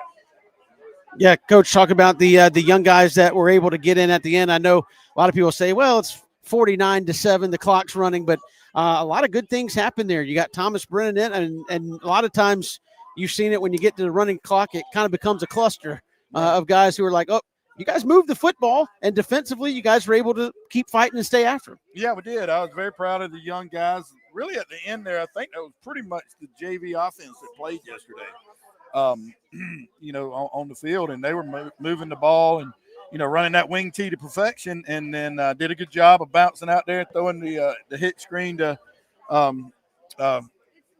Hall, and then he did a good job of going with it. So, yeah, that's encouraging, and it's so good when you can do that. So good for the kids because they work their butts off. Got to play yesterday in a JV game, got a big win, 27-7, and then come out here and get a good quarter worth of reps in here too. And Coach Christian mentioned it. You got to just lay awake at night and go, I have so many guys that can run the football and make plays. It's almost not even funny. I mean, you handed it off to 3 or 4 different guys off the JV squad, and they're busting 10, 15-yard runs there at the end of the game. Yeah, to be honest with you, we we made it. I said, no, stop, don't call another play. I was scared we were going to score there because we do have guys that can roll, and that is really good. But that ain't what I lay awake at night. I would lay awake at night worrying about Ware County. I can promise you that. Well, speak to that. That is now officially next week. They were rolling big over Lincoln and Tallahassee. That is the region opener for you guys in Waycross. You guys have played in some venues over the last couple of years. Memorial Stadium in Waycross. They love the Gators. They're undefeated. That should be a packed house next Friday. I guarantee it'll be a packed house. It'll be huge coverage from all over the state. And, it's going to be a massive game. They play really – we know what Jason does and how physical they are. And it's just always been unbelievably physical football games that we've had to play with them. So we better be ready, and I think we will be. And, Coach, talk to that familiarity. One, they've been in the region, but you and Coach Strickland go back when he was at Fitzgerald. Y'all have had great football games, and now at Ware County as a region game. Just talk about that matchup of, the chess game going up against him and a team that's coached by him. Yeah, I mean, you know what to expect in a certain way, which is, just quality. They're going to be really good on special teams. They're going to roll in a lot of guys on offense that can run the ball and block. Always have a very good offensive line, play defense, and always seem to have the back seven seems to be the fastest back seven we play.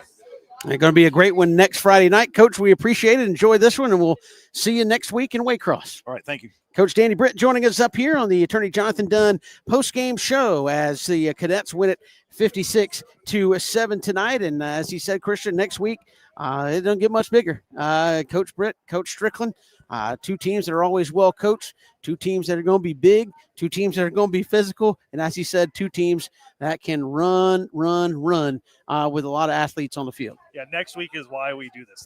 These are the games that you build up to, and if you win this one, you talk about it for the rest of your life. It's that big of a football game coming up for these kids, and I'm so excited. And it's both of these teams this season have kind of built up to this, where you've shown your quality, you've shown what you can do on the football field.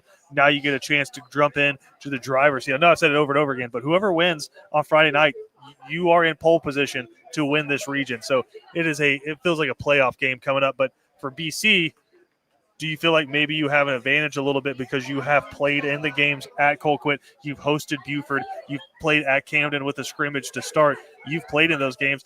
Not taking anything away from what Ware County has done, but I don't know that they have played a team to the level of what BC has played these first few weeks. So if there is an advantage maybe going in. BC has been in the wars on the road. It's why you schedule a game at Colquitt to start the season. So you have that in your back pocket when you start tomorrow or this coming Friday. Yeah, I mean, I think that's you said it best. Danny Britt would say that's why I put him on schedule. Yeah. So not only for that, but when you get to the playoffs, I mean, you're not going to play anybody better than Colquitt and Buford back-to-back weeks. Right. I mean, and that's no disrespect to anybody around the state, but you will not play anybody better back-to-back weeks than those two teams you open the season with. So, look, it's all preparation for next week. Next week's where it starts up in a big way there for BC. You win that one, as you said. Yes, you have Perry. Yes, you have Warner Robins, but that is one big check mark in your favor towards getting a home playoff game potentially, and, of course, obviously staying alive for the region championship. Absolutely. You've got to go in there, best foot forward, and it's going to be a 4-quarter game. Get rest, get healthy this week because, like I said, you're going in for 4 quarters of hard-nosed South Georgia football. 100%. Christian Gokel, I'm Kevin Thomas. Don't forget, Thursday, high noon, this man will sit down with the head football coach, Danny Britt, who will have had time to review the tape at that point, and they'll be talking about this one, talking about Ware County there at Bowtie Barbecue, high noon on Thursday, as he does each and every week, even on the off weeks, right there at Bowtie Barbecue. So join Christian for that one, and then we'll be at Memorial Stadium in the Swamp with a bunch of Rowdy Gator fans next week, and we'll have it for you here on Watch BC Sports. BC rolls big. They even up the record 2-2. I'm Kevin Thomas. He's Christian. He's not Christian Thomas. He is Christian Gokel, and we will see you next week right here on Watch BC Sports. Have a great